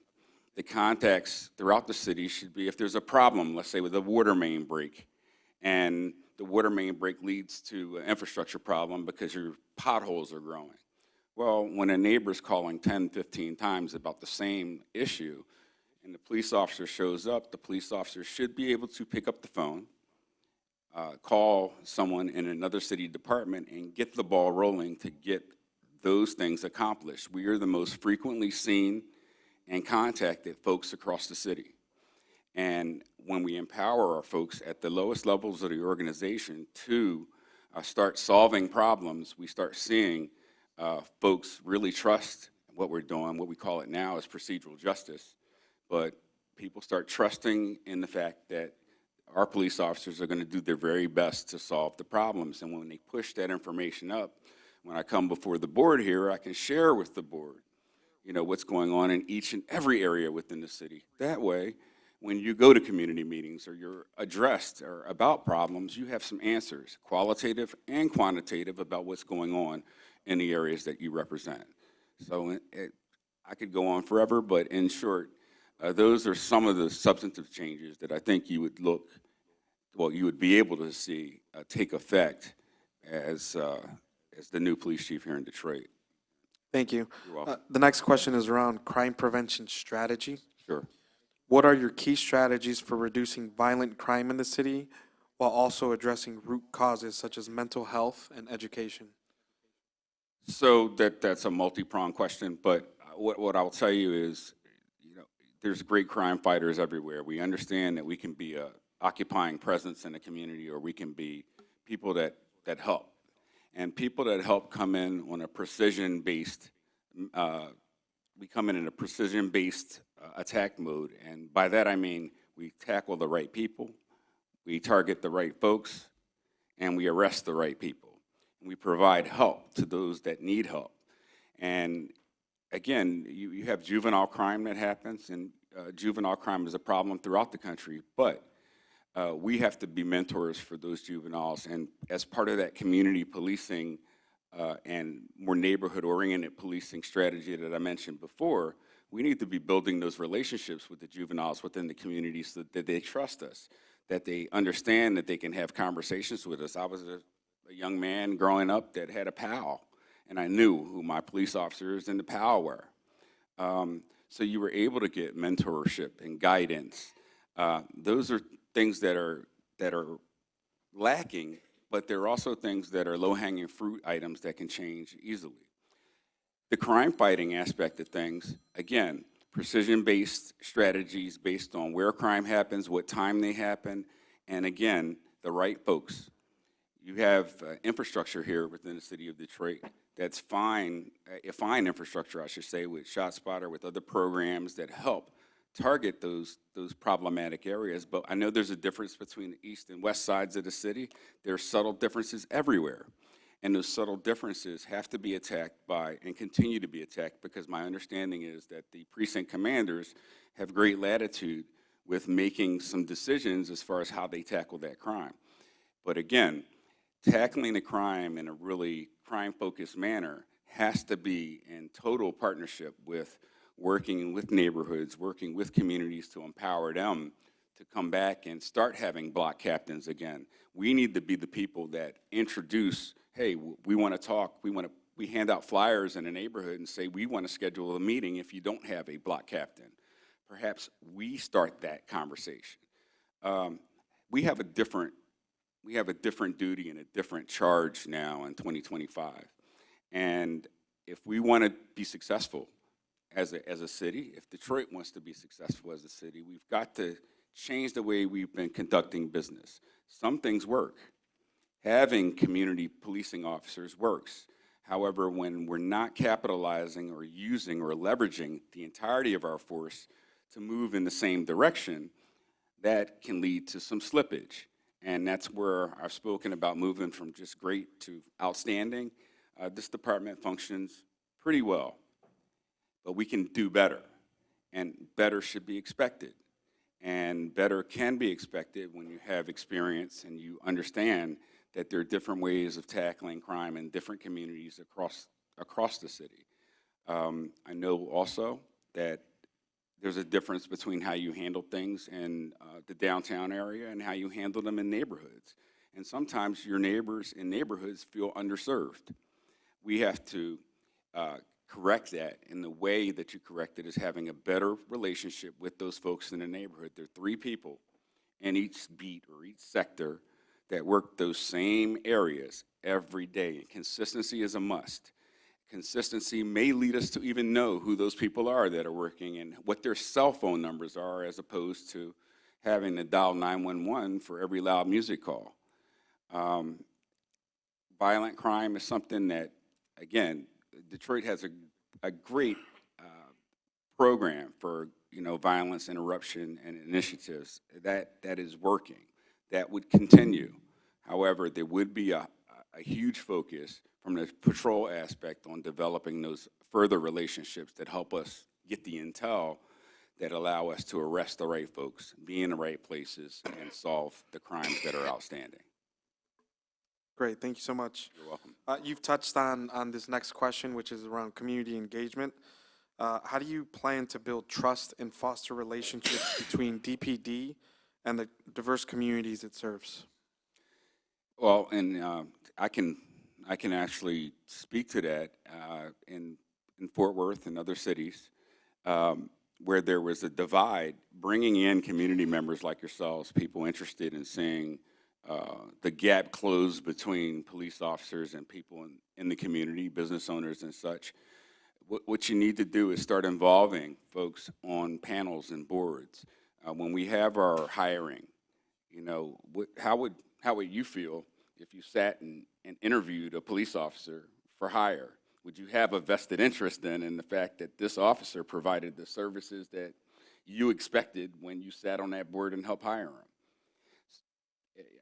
I see by the nodding of your head, you probably be pretty happy with sitting on those boards and actually, asking some questions of the people that we hire. I say that to say that's an example of the type of outside-the-box thinking that has to occur when you're hiring new people, when you want community members to trust who you're hiring. It can't be just a civil service commission that they go through. These interviews, these processes have to be made competitive and open. I'll give you a quick example, and I promise to be quick with the example, and that is I had a young black female officer who was hired by us, scored a 95, and had some outstanding traffic tickets. We were removing her from the process because she had some outstanding traffic tickets. 2 children, single parent, doing everything that she needed to do to be a great community person and wanted to add value to the police department. That policy of, hey, you have an outstanding ticket is something that permeates agencies across the country. You have older background unit folks that systematically discard candidates that are good candidates that would add value to a police department and help bring the community together. And we're losing those people with archaic rules. I had to step in and say, we're not disqualifying this candidate. How is it that how will we ever develop as an organization if we don't allow, someone to pull themselves up by their bootstraps and try to add to the department and the community? That person was hired, has been promoted twice in another organization, and I have tons of stories like that. But what we've had to do is, as police chiefs, even in agencies of thousands of police officers, look at what we're doing in recruiting, look at how we're retaining people, but also take a good critical look at the people we're disqualifying that are trying to be a part of the change that they want to see in the community, because that's the challenge that we throw out there, and they get disqualified.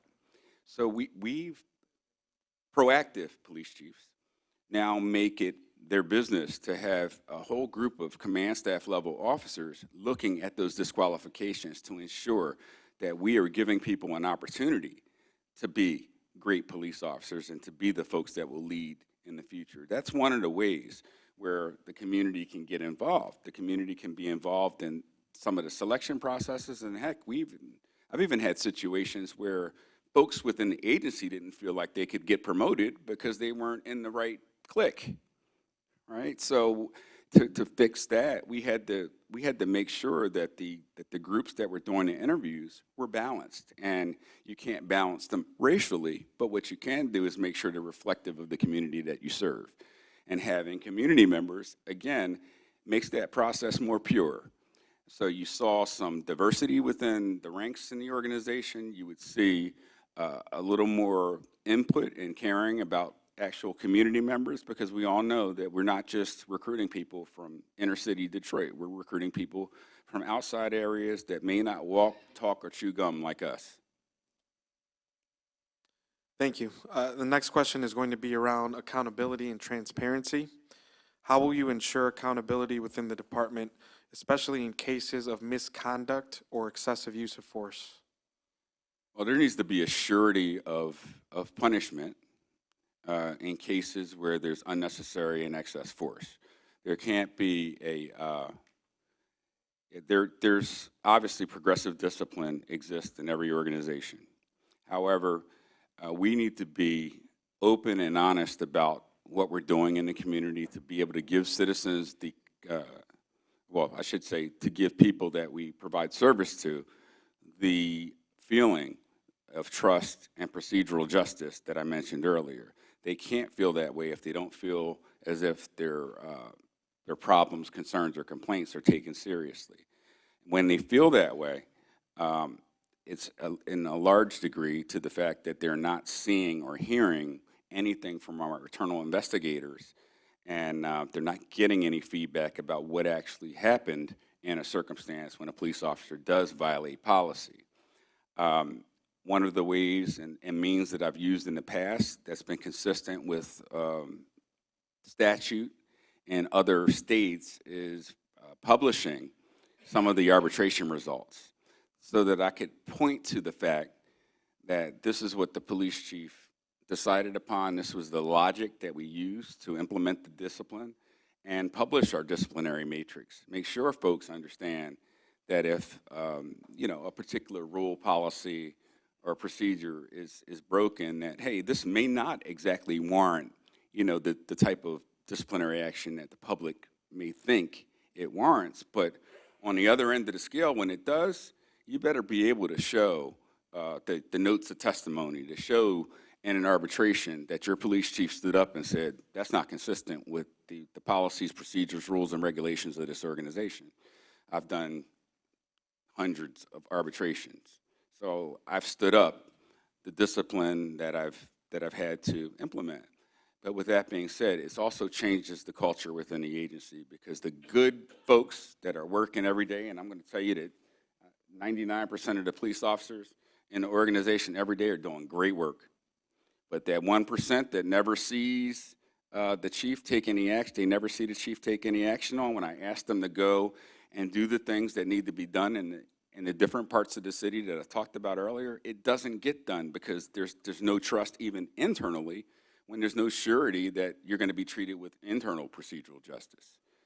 So, I'm glad you asked that question, because, it doesn't mean you have to be overly, you don't have to be a person that punishes all the time. There's education-based discipline. There's all types of ways to correct behavior, but we have to address the behavior. And it starts at the lowest level of the organization with the sergeants and lieutenants, and in many ways with your officers having enough confidence to say, hey, I didn't like what happened there, right? We want people to intervene, and we want people to report when they have to intervene or they see or say something that doesn't, it's not consistent with what you'd like to see. So again, we give officers that ability. We empower them to do those things when they know they have a chief that's going to ensure that folks, actually that deserve to be punished are punished. But my understanding also is, and not to go on too much longer, is that we have to really take a look at some of the lengthy punishments that some people do get. Some are deserved, some aren't, and they have to be equitable. If it's not seen as equitable within the agency, you're, again, going to have a great majority of folks within the police department that will see it as being inequitable and will say, well, why should I do these extra things that they're asking for us to do? Thank you so much. You're welcome. This next question, which is the last of two, is a little bit of a lengthy question, so feel free to ask me to repeat it. But it's basically about your first 6 months on the job. Identify, based on your knowledge of the city of Detroit and its demographics, the program areas you would focus on, and describe how you intend to undertake these tasks as new chief of police during the first 6 months. So, as part of the process, I know you all have the 90-day plans. So I'll speak in generalities on that, but I will tell you that a 90-day plan for an external police chief, right, an external hire, you have a slight disadvantage because you obviously have to get to know the people. I have to get to know each one of you, to get to know city council folks, the mayor, make sure I make time for fellow department heads, because if I am, attempting to address, police officers making phone calls at, the location of occurrence when something happens, and I expect them to be able to, liaise with different departments within the city, then I'm darn sure going to have to meet with those department heads and get on the same page. Everywhere that I've gone, I've created a strategic plan. Even if there was a pre-existing strategic plan in play. It's important to keep key goals and action items in an existing strategic plan, but it's also key for a new chief to come in and have each one of you introduce me to people that are going to be part of the focus groups, to be part of, meet all the gun violence intervention folks that we have working out there, the folks that work with the juveniles on the ground, that work with the gangbangers on the ground, and I need to meet them too. I need to talk to them and tell them what the new set of expectations are going to be from this agency and from this city. We need to have some really good, frank conversations to help me devise what our new mission, vision, and values are going to be.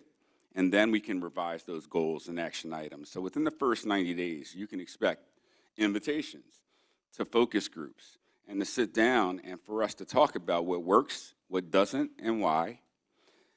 I'll do an assessment internally to see what works, what doesn't, and why. I'm going to meet with all the command staff and meet with the majority of police officers at roll calls and talk to them and pull officers to the side, whether it be at roll call or on the street, and have open and honest conversations about what works and what doesn't.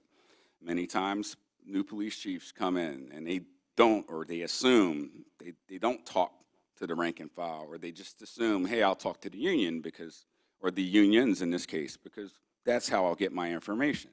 You get your information from the young ladies and the young men here that work out there every single day to see what supervisory things are working and don't work, what policies, what mantras that they have to go out and fill every day, what works and what doesn't comes from them. So you have to be in touch with every last rank and file person that you have in the department. They have to see you. They have to have access to you. They have to be able to feel as if you can have a conversation, whether I say it tongue-in-cheek here, and that is whether you like what this conversation is about or you don't. You give people a chance to express themselves, and if there's something we can change today or tomorrow, it doesn't have to take 90 days. It's something that we can do as low-hanging fruit and make a change that may impact or help what they're doing every single day, and it may just be a swipe of a pen to do it, and no one's willing to do it. So, again, it's simple. You have the plan, you understand, and I talked about mental health. You understand, I talk about violent crime. I talk about leveraging, the different technologies that are already being used here. I'm a techie. I love to grab new technology and to use it. I put guardrails on it, obviously, to make sure we're not misusing things. But with that being said, the crux of what I'm sharing with you now is that we are precise. We are going after the right people. When I send officers into a particular place, or when their command staff or precinct commanders are sending them into a place, we're not sending them in to stop, any of our parents, driving a car and then to put statistics up there that are meaningless. We want the qualitative things done in each one of the communities that you're representing, because it's going to be different. and some have commonalities. Yeah, we have shootings in some areas, and that's going to be a commonality. But then there's thefts or burglaries that go on in affluent sections. We have to take different approaches, and part of that approach is making sure we listen to them, make sure that we capitalize upon the intellectual capital that we have in the organization.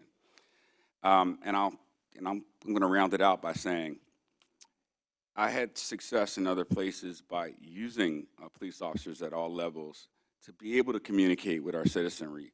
Many departments don't allow their folks to tweet out information, to talk about, you know, what a day in the life of being a Detroit cop is like. The people that are thinking about becoming police officers aren't listening to just recruiting units. They're listening when you show up on a scene of a crime, and they're pulling these people to the side and saying, hey, what's it like? They may not say it loud, you know, but we have to give folks the ability to still communicate with the new age recruit, right? We've got to allow them. We give them guns, but we don't give them the ability to do certain other things. And I'm not even certain whether that's a restriction here, but I know that in some communities it is, and it tremendously inhibits the ability to recruit. Again, creativity in recruiting is going to be huge as well. I've allowed our, you know, public, I call it the pro team in other places, but it's public relations office, to put together videos that went viral. And I presented those videos to major city chiefs, you know, to all of the largest police departments across the country. And the feedback I got was my $6,000, yes, a $6,000 investment was rivaling, at the time, Eddie Johnson over in Chicago's $700,000 to $800,000 budget on recruiting, just by giving some officers with video backgrounds and that knew how to put together, you know, different internet content out there. And I went from 300 officers down to maybe 10 officers above my allocation because of attrition.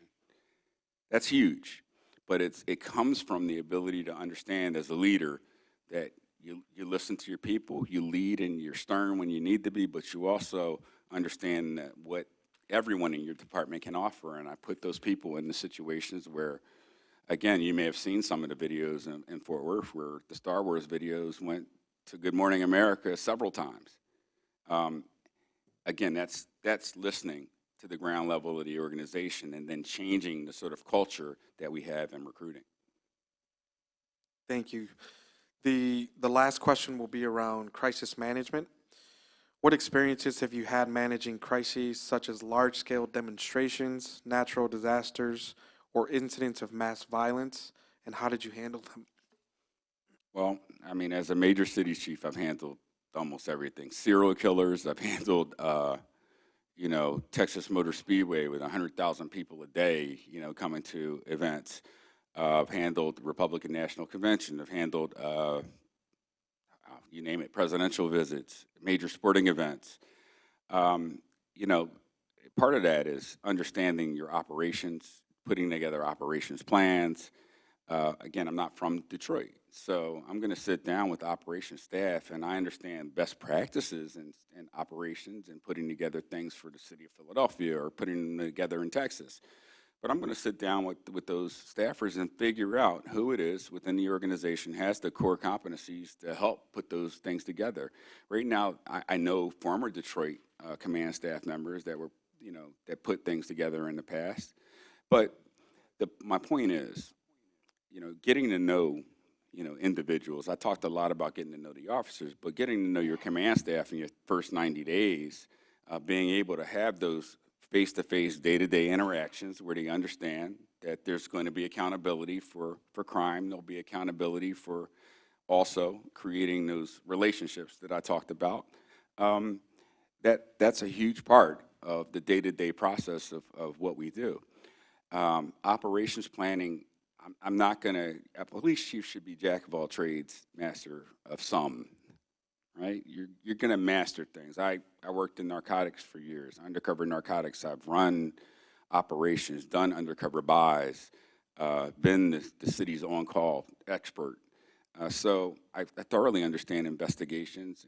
But if you ask me about dispatch, again, I've never been assigned to dispatch, but as a chief, I've had to buy dispatch materials. I've had to buy headsets and chairs. And so I'm thankful for having those, you know, well-rounded experiences. But again, I've got to work within the agency with what we have, bring what I bear, and that is the experience as a chief 5 times, and being able to assess things. Because one thing I found is, you know, and I don't want to get too far off topic, but one thing I found is when you look at things critically and you've had that experience, you'll see what we're spending sometimes and you'll say, hold on, this can be reallocated somewhere else because we're buying a chair for $3,000 that may cost $1,000 somewhere else.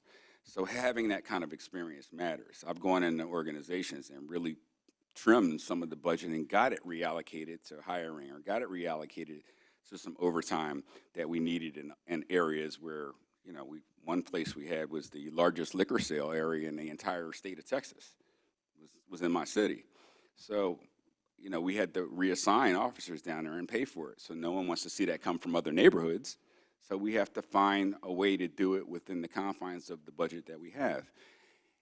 So meeting with my staff, understanding that I do have a background in, you know, being a chief in a major city, understanding what the line items should look like, and then, you know, getting their feedback on why it looks that way here, and then working with them to trim those things.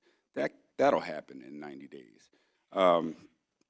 Again, your question, at least this question, had more to do with not so much the 90 days, but the operational planning. But that matters. At this point in anyone's career as a police chief, you should have had some operational experience with major events or major catastrophes. We've had snow catastrophe, I want to say snow events, major snow events, ice events in Texas that have, you know, killed multiple people. So obviously coming from a place like Philadelphia, I know how to handle ice events and snow events, much of which you deal with here. You know, events where we have to bring people that are unhoused off the street for code blue, or on days that it's very hot, you know, coerce people into coming off the street and bringing them into shelter. So all of these are experiences that you can count on as, you know, working with the existing staff. We will flesh out and have a real understanding of moving forward how we can best staff these events, how we can do so in a way that's consistent with your expectations here in Detroit, but also consistent with, you know, what some of the standards are nationwide. Okay, at this time, that'll conclude our set of interview questions. Thank you for your interest. Thank you for your courage. Thank you for traveling here from where you came from Colorado. At this time, we'll allow if you have any closing remarks that you'd like to provide, and then we'll move forward to additional candidates. I absolutely appreciate your thanks, but, you know, what type of applicant would I be? How serious of an applicant would I be if I did not come?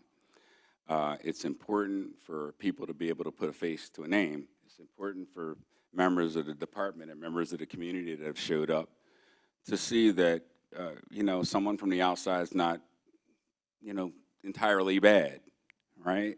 I understand as someone that's been around for a long time that it's sometimes hard to fathom bringing somebody from the outside. But as I said, fresh set of eyes and ears is always good.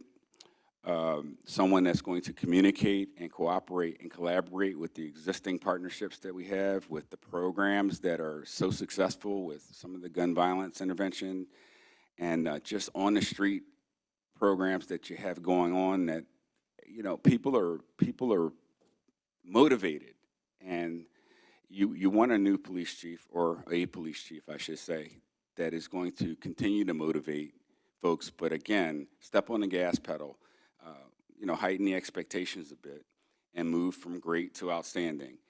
And I don't know that you'll get that with someone that doesn't have experience as a police chief. And I don't know that Detroit, as a city on the total upswing, can afford to not have someone in a position that can move things at an exponential level forward. So I thank you for your time. I thank you for your attention. I wish I had more time to talk to you individually, but if that opportunity presents itself, please share my contact information. If there's something you need more information or insight on, I certainly will give it to you. Absolutely. Thank you so much, sir. You're welcome. Thank you all. Thank you, Doctor.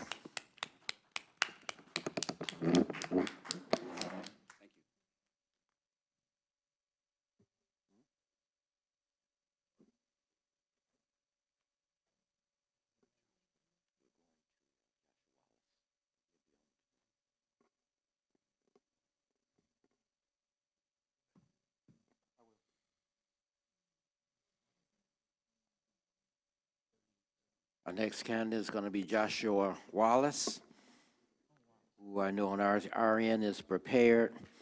Commission, I do want to just give a special thanks to Dr. Fitzgerald because he did come on his own dime, and he also picked up his own hotel and all other expenses to go along with that. So it just shows you his care and concern and his real commitment for how serious his job is.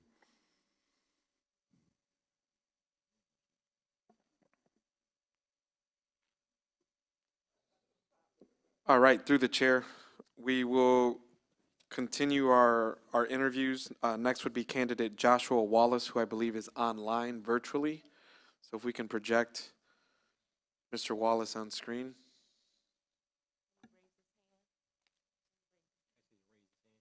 Can we ask Mr. Wallace to raise his hand online, please?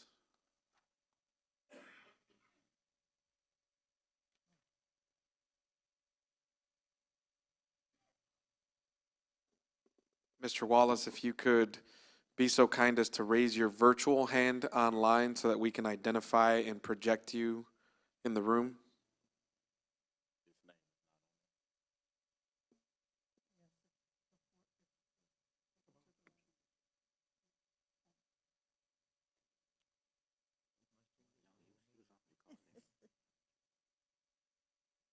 Did they test him yesterday?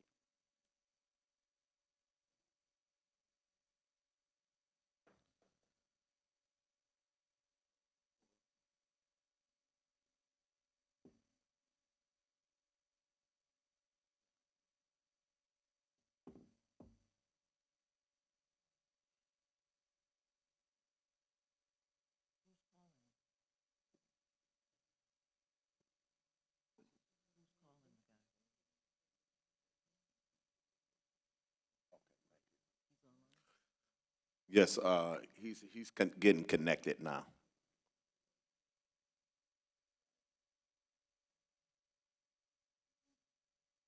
I'll take this opportunity to actually thank our wonderful AV team who always supports us. I know you're sitting along the wall there.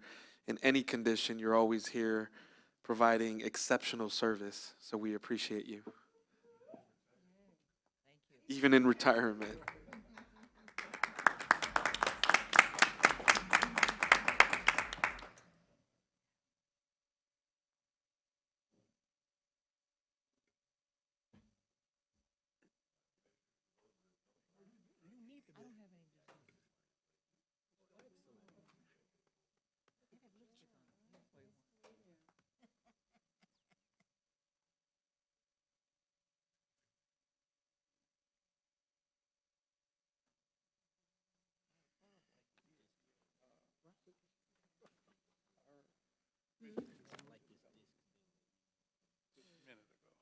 So if we could have candidate Joshua Wallace raise his hand virtually on Zoom so that he can be identified and projected in the room.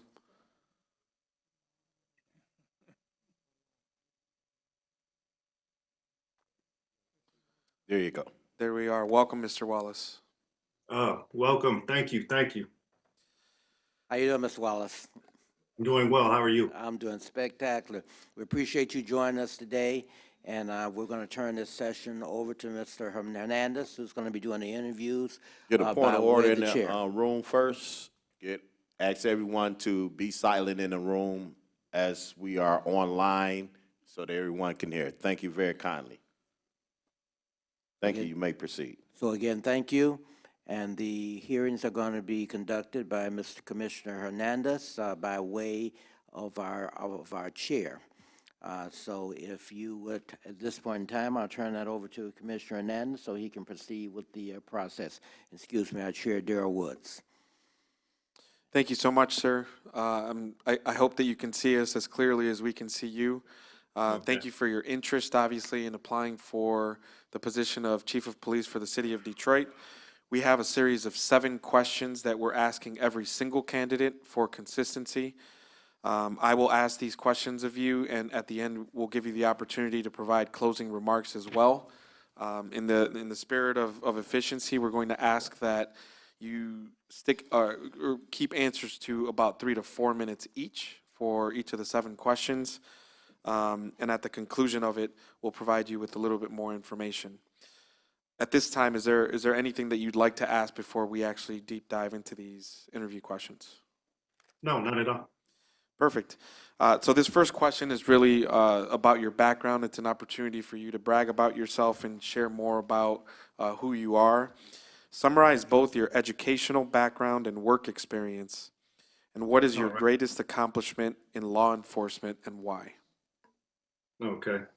So I have been with the Chicago Police Department for the past 25 years. Chicago Police Department is the second largest police department in the country with 12,000 officers, operating budget of $2 billion. City of Chicago has a population of $2.1 million. I've worked my way up the ranks. I've been a supervisor with the department for the past 12 years. I received my first command and I became the commander of the 2nd District. Chicago Police Department is comprised of 21 police districts. In that district, I oversaw 350 officers, 70 plus supervisors, 25 civilians, and I had an executive officer. That district alone had over 100,000 residents, 2 major universities, the only trauma center on the south side of Chicago, as well as it's home to President Obama's Chicago residence. One of my biggest accomplishments while there was the reduction in crime that we had, the increase in recovery for illegal firearms, as well as the increase for arrests for illegal firearms. From that position, I transitioned to the Bureau of Counterterrorism, where I am currently assigned as the commander for our criminal network group. Our criminal network group oversees our narcotics division, gang investigations division, vice control section, asset forfeiture unit, trouble building section, confidential analytics section, as well as our technical lab. I also, at full strength, I have 1,100 officers under my command. I also have 100 officers, 100 or so officers assigned to federal task force, including the ATF, DEA, HSI, FBI, and IRS. We work hand in hand with the Joint Terrorism Task Force on many operations. We were most recently recognized for excellence in law enforcement for our work we've done combating the fentanyl crisis in the city of Chicago. This past year, I was the intelligence branch commander for the Democratic National Convention during that week, which was a great opportunity for myself. I am a board member for the Illinois Drug Enforcement Officers Association. I am a subject matter expert on search warrants and currently part of the board rewriting our policy for our current consent decree. I am on our strategic planning committee with the Chicago Police Department. I am a IACP section member and for the section of officer wellness. I am the co-host for our department's podcast. I have also attended what many consider the top 3 executive leadership programs in the country, including the FBI National Academy, the Northwestern University School for Police Staff and Command, as well as the Senior Management Institute for Police. My education, formal education, I have a master's degree from the University of Phoenix in Administration of Justice and Security, and I have a bachelor's degree from St. Joseph's College in law enforcement management. Thank you so much. The next question is going to be around police reform and innovation. What reforms or innovative approaches would you prioritize to modernize policing, improve officer performance, and increase public safety?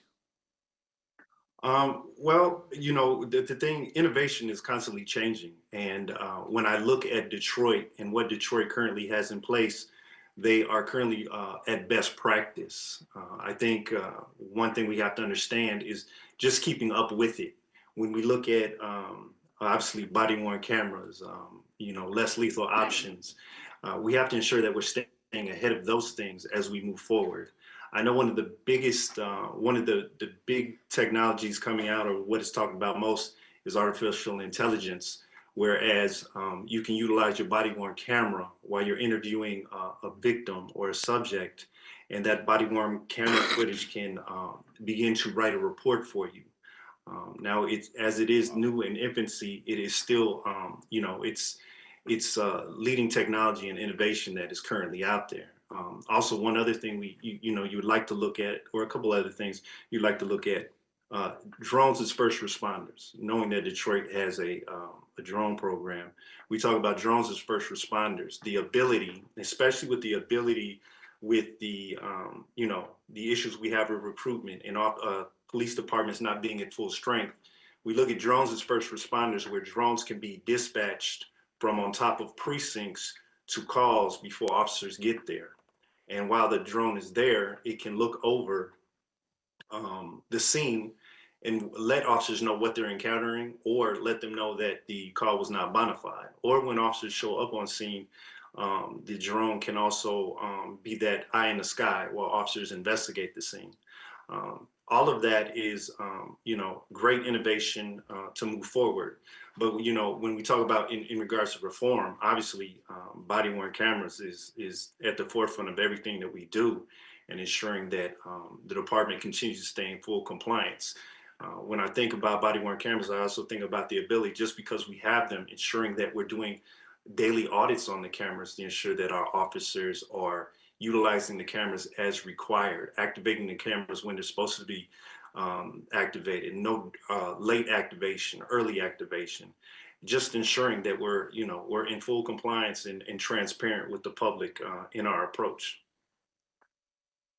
Thank you for your answer. The next question is going to be around crime prevention strategy. What are your key strategies for reducing violent crime in the city while also addressing root causes such as mental health and education? So, I'm very focused on data-driven solutions, ensuring that we're at the right places at the right time. But I think also when we look at violent crime, or we look at crime in general, crime is focused around certain things: locations, individuals, spaces. So there's what we call crime place network investigations. Those investigations focus on those four things: the contributors to crime, the places in which the crimes take place, the people who allow for the crimes to take place. So I think you look at that, and that has to be a hands-on deck approach. Not only do we hold the people committing the crimes responsible, but we hold whether it's a business that's allowing for crime to happen, or businesses that support criminal activity. Not only do we address the individuals, but we address the locations as well. It has to be a full-on approach, but we also should bring technology into that as well. We need eyes in the sky to combat those things. But when we talk about technology also, we talk about our gunshot detection. So if we're using our data and we're using gunshot detection, and we're seeing where things are happening more often than not, we put the onus on our precinct commanders to ensure that we're deploying in those areas that we know that the data is telling us where we're seeing the biggest uptick in violent crime or gunshot detection. What was the last two parts of that question? It was specific about root causes and how you would address root causes such as mental health and education. Well, when it comes to mental health, one of the biggest issues with mental health is the fact that people go undiagnosed, get diagnosed, and do not stick to their plan.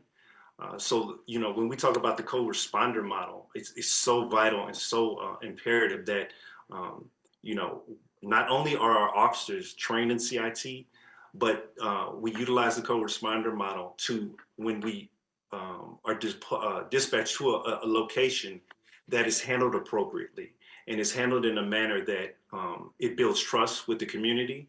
It's handled in a manner in which the person that we're responding to gets the treatment that they deserve. It's handled in a manner in which the law enforcement doesn't have to take the primary approach to it. And it's handled in a manner where de-escalation is put at the forefront of what we're doing. We talk about root causes. We have to ensure that we're partnering with the community to address these root causes because nobody knows what's driving violence better than our community partners. And as long as we maintain a stable and healthy relationship with them, that's where we can work together and come up with viable solutions and initiatives to answer these ongoing issues and problems that we face. So that's actually a really good segue into our next question, which is around community engagement. How do you plan to build trust and foster positive relationships between DPD and the diverse communities it serves? Well, it all comes down to transparency and building relationships. When you're the face of a department, you're expected to be seen. You're expected to be out and about in the community and engaging. I think far too often, though, within police departments, we come up with ideas as to how we should engage with the community and expect the community to show up for us. I think we should really be asking the community, what are you doing and how can we show up for you? And it doesn't always have to be showing up in uniform because we all know that an officer in uniform can be that turnoff for the community. There's nothing wrong with showing up in plain clothes and engaging the community and having that outreach with each other. I'm very pro foot patrol and getting out of your vehicle and being present because you cannot police from a vehicle. You have to be out, you have to be engaging. You have to be engaging with everybody. You have to be engaging with the guys hanging out on the block. You have to be engaging with the business community. You have to be engaging with the elders, the clergy, the activists. It's an all around approach, but it comes down to creating those great programs that we see benefit in. But again, I think far too often we rely on what the police department's doing, what event we're putting on that we can have the community come to. So, it comes down just to having that great dialogue and those great relationships, but also being transparent, being visible, being available. That's what it is. When you take on this role to be the head of a police department, that's your job. That's your job to be the face. And you need to live up to it and you need to build those relationships. And your officers need to see that too. And you need to be that role model for them so they know this is how we treat the community. This is how we interact with the community. This is how we make ourselves available. Thank you for that. The next question is going to be around accountability and transparency. How will you ensure accountability within the department, especially in cases of misconduct or excessive use of force? Well, when it comes to accountability, the biggest thing is ensuring that laws are upheld. We have policies and procedures in place for a reason. And those policies and procedures are expected to be followed. The thing is, when we see misconduct, when we see deviation from the policy, it is incumbent upon good supervision to address those concerns and address those concerns early. That's why it's great to have an early intervention system in place that you can keep track of instances where you have to make whether it be counseling or some sort of discipline recommendation for an officer, so you can see if they're headed in the wrong direction. But I think also when it comes to accountability, we don't necessarily throw the book at somebody either. We look at what took place and we see how we can address it. Now, we all understand that some policies, some things are egregious, but some things are not. Some things are a teaching moment. So how do we teach a young officer or an officer in general to do better or to be better? and it's accountability. How do we teach them the lesson from what they did? You know, but we have to understand it promotes fairness. It's got to be consistent. But again, I really think it needs to be a teaching moment as well. But as long as it's being done fair and across the board, the rest of the department should be on board and should understand, like, okay, this is where we're at, and this is how we respond. And it also shows a very high level of professionalism when you're holding, especially from the top down, when you're holding yourself accountable to the policies and procedures that you have in place. So if you know that you're holding yourself accountable, everybody else knows they're being held accountable to the same standard. Thank you for that. The next question is a bit of a lengthy one, so feel free to ask me to repeat it. Okay. It's regarding your first 6 months on the job. Identify, based on your knowledge of the city of Detroit and its demographics, the program areas you would focus on, and describe how you intend to undertake these tasks as new chief of police during your first 6 months. So I know one of the big things that, you know, I've read about or been hearing about is the programs or what's being done with the community to help you know, drive down the violence within the city of Detroit. I think that's unbelievable. It's actually, Detroit is right. It obviously is the national model now for getting it right. And that is where I would start in the first 6 months. How can we maintain that? How can we do better? I know a lot of that comes from funding. You know, are we at risk? That's one of the biggest things I look at, especially right now where we're at in this country. Are we at risk of losing that funding? If that's the case, can we secure alternate funding? But how do we continue? How do we keep this momentum? What do you need from the department to keep this going? Do we need to shift? And if we need to shift, why do we need to shift, and how do we need to shift? But these are all conversations you have sitting down with the community, sitting down with the stakeholders who know the community the best and know just exactly why the violence has dipped and where else in the city of Detroit these kind of programs can be beneficial.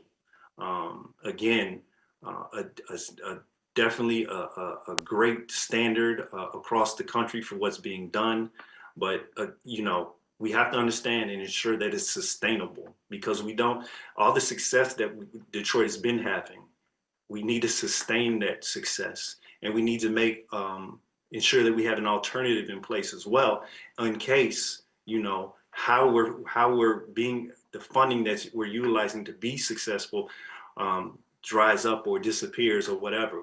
We need to ensure that we have buy-in regardless of where we're at when it comes to that funding. But I think, you know, obviously that being one of those key things that's been talked about and been very helpful with driving down violence within the city of Detroit, that's key, that's paramount. And it's important that we hold on to that program, those community organizations, and walk lockstep with them and letting them know, you know, we understand what it is, because I come from a city. We have the same, we use violence interrupters, and we're not seeing the success that Detroit sees. So I understand how important it is that when it's not working, what it looks like. Thank you. The very last question that we'll ask, which is question number 7, is around crisis management.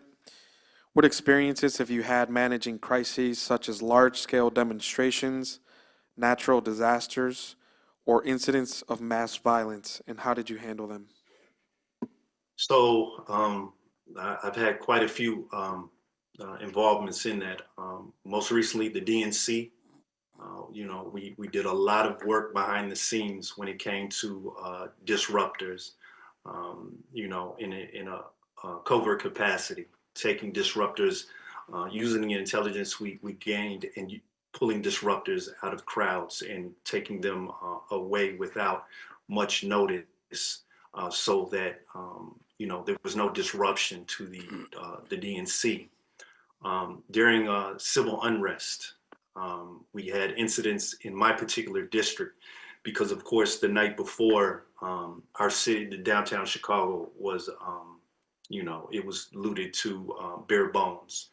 And the only other option for them was to go to the neighborhoods. And unfortunately, my district was that one of those districts that became ground zero for just that. And so a lot of command decisions I had to make. And one of those command decisions I made was what's most important for the citizens in this neighborhood, in this community. And I made the command decision that grocery stores and pharmacies were going to be the things that we protected over everything else, because at the end of the day, that's what the residents were going to need the most. They were going to need medication and they were going to need food. So I, required, asked for additional personnel, and we ended up safeguarding over 7 grocery stores, 5 different pharmacies. And unfortunately, there were other non-essential buildings and businesses that took the brunt, but I had to make the command decision about what was most important. And on top of that as well, we had the police headquarters was located in my district as well. And I was quite often the incident commander for mass protests on a regular basis that would often encompass the police headquarters on a weekly basis. So being in command and control of how to move large crowds, how to move large platoons of police officers, and how to safeguard, public buildings has been something that I have dealt with quite often. Even being the incident commander to lead protests through the middle of the city of Chicago, from the south side of my district all the way into downtown, and understanding what best practice is when it comes to dealing with that sort of incident. And not only that, often having to safeguard former President Obama's Chicago residents when it comes to threats on his residence or on his life when he comes to town, and knowing how to handle that and knowing how to collaborate with other agencies. It's just becomes one of those things that is second nature because of the size of the city of Chicago. Thank you so much. That'll conclude the 7 questions that we've asked every single candidate. At this time, you have the opportunity to provide any closing remarks that you'd like to give to the board and to the public. Okay. So I just think I want to, you mentioned transparency, but I just want to talk about transparency real quick. I believe transparency is key. I come from a city that has civilian oversight as well, and I understand it. And I have no problem with it. I understand that it has to get out there. But I also want, at least for the public, to understand as well that transparency is not always what you think it is. And I speak from experience, having been a victim of an error in transparency, coming from a state with an open records law where our disciplinary histories are able to be FOIA'd from our police department. Some incorrect information was FOIA'd from a non-for-profit organization, and that information was put online. And that information is incorrect. It alludes to me having a 5-day suspension for excessive force. However, I was exonerated for that, 6 years after the incident, and that was to be removed from my disciplinary file. However, someone made a mistake and didn't remove it, and that information was given to this non-for-profit organization, and they have since put it online. And, we talk about transparency. Now, we were transparent to them, and they've been notified that the information is incorrect, but they won't be transparent enough to remove it. So I always find myself having to defend that with a letter of exoneration in my current disciplinary history. How I believe transparency is vital and crucial in law enforcement at this time. I truly believe it goes both ways. But I mean, I've been in this profession long enough. I have no problem standing on mine and owning what I've done and what I have not done. I just think it's very important that we get the correct message out there and the correct information out there. But you know, anything in my personal life is never taken away from my professional life. You know, and I want to say that because I think far too often we forget that men and women in public safety and law enforcement are just as human as everybody else. At the end of the day, we take off this uniform and we have lives. We go home, and a lot of people don't know what we're just as normal. We have issues that we deal with. We have things that, you know, some people could never believe that you would think they deal with. And I just, you know, I always want the public to understand, hey, I've been there. I'm just as human as you. I can relate. I have empathy towards what you go through. But with that said, I just truly appreciate this opportunity to be able to answer some questions and even to be on this forum with everybody. So thank you. Thank you so much, sir. We appreciate your interest and for joining us online. At this point, that'll conclude the interview with you, and I think as far as next steps, we'll have to deliberate here amongst the board. Okay, thank you. Thank you, sir. And with that, through the chair, if I may. Yes. There's a little bit of an announcement. I know that we announced originally at the start of this meeting that we had 5 candidates that we were going to interview. Of those 5, we obviously have interviewed candidates Todd Bedison, Joel Fitzgerald, and now Joshua Wallace. The remaining 2 candidates that were scheduled to interview have actually yielded their candidacy. I won't necessarily name the reasonings as to why they have yielded, but I will share that one candidate actually yielded their candidacy and endorsed Todd Bedison for the position as well. So just in the sake of transparency and providing that information, but at this point, I think we are okay to move to closed session. Commissioner Presley, you have a motion? I move that we move into closed session pursuant to Section 8F of the Open Meetings Act, MCL 15.268F, to consider the qualifications, competencies, performance, character, fitness, conditions of appointment employees. Second. Motion made by Commissioner Presley and second by Commissioner Hernandez to go into closed session. Any discussion? All in favor say aye. Aye. Anyone opposed? The motion is carried. This is a Are we moving, or we are moving? The public can stay here. Yeah, the public can stay here. Yeah, and so this is what, 5 minutes? No. 10-minute recess. It's 5:52, January the 30th. Board of Police Commission is back in order, in session. Please call the roll. Commissioner Woods, Present. Commissioner Smith, Present. Commissioner Bernard, Present. Commissioner Bell, Person. Commissioner Carter, here, Commissioner Moore, Present. Commissioner Hernandez, Yes. Present. Present. Commissioner Presley, Present. Commissioner Burton,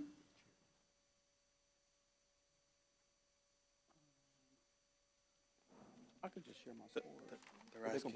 They're asking if you're present. They're asking if you're present.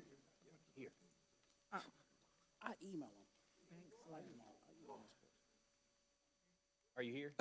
Commissioner Present. Walsh,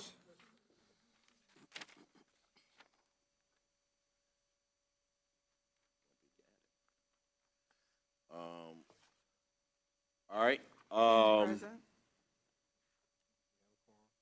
We have a quorum, and let the record reflect that Commissioner DeWash is here. Through the chair. Yes, sir. So in regards to the interviews that were held today, I have a motion.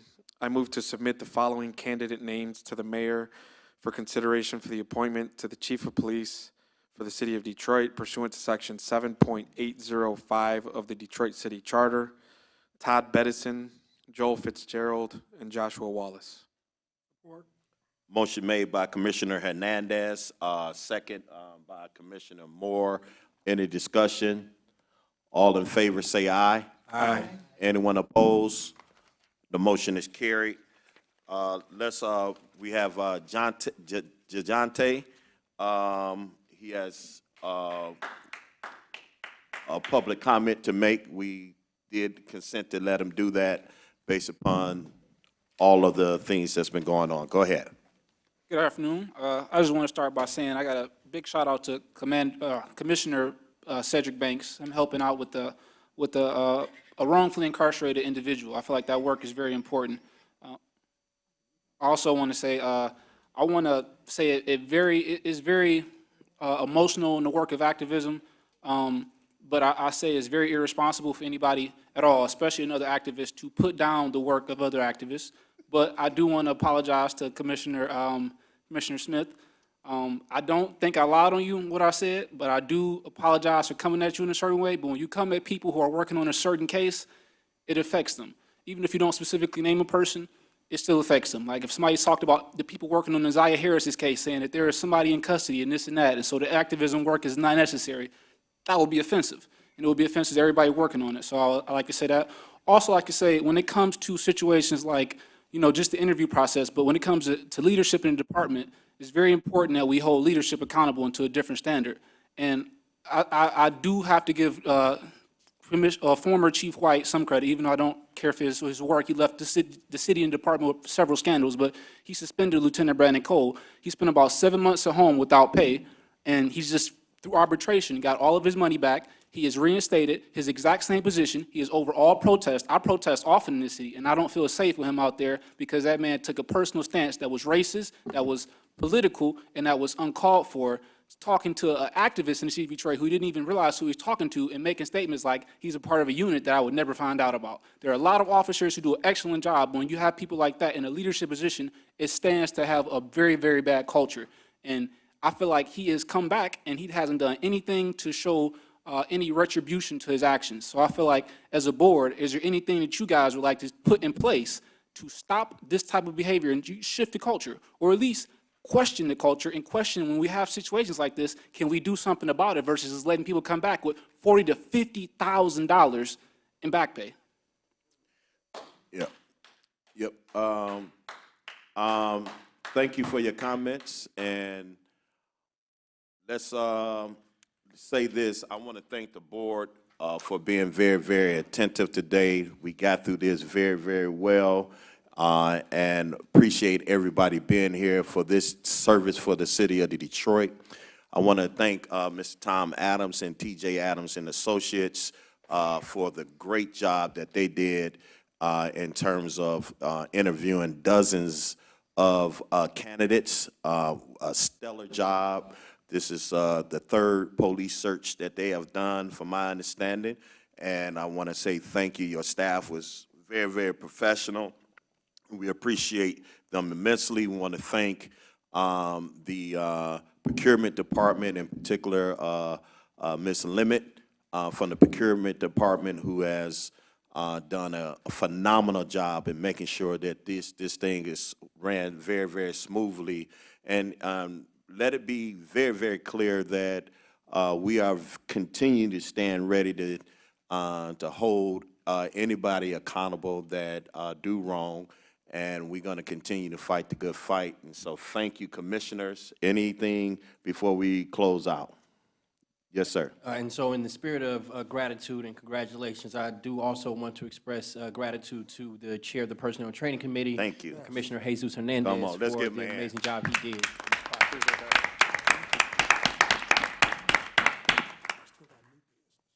Okay, and new business? Is there any new business? There being no new business. Chair, I move for adjournment. Motion made by Commissioner Presley and supported by Commissioner Moore. Any discussion? All in favor say aye. Aye. Anyone opposed? The motion is carried.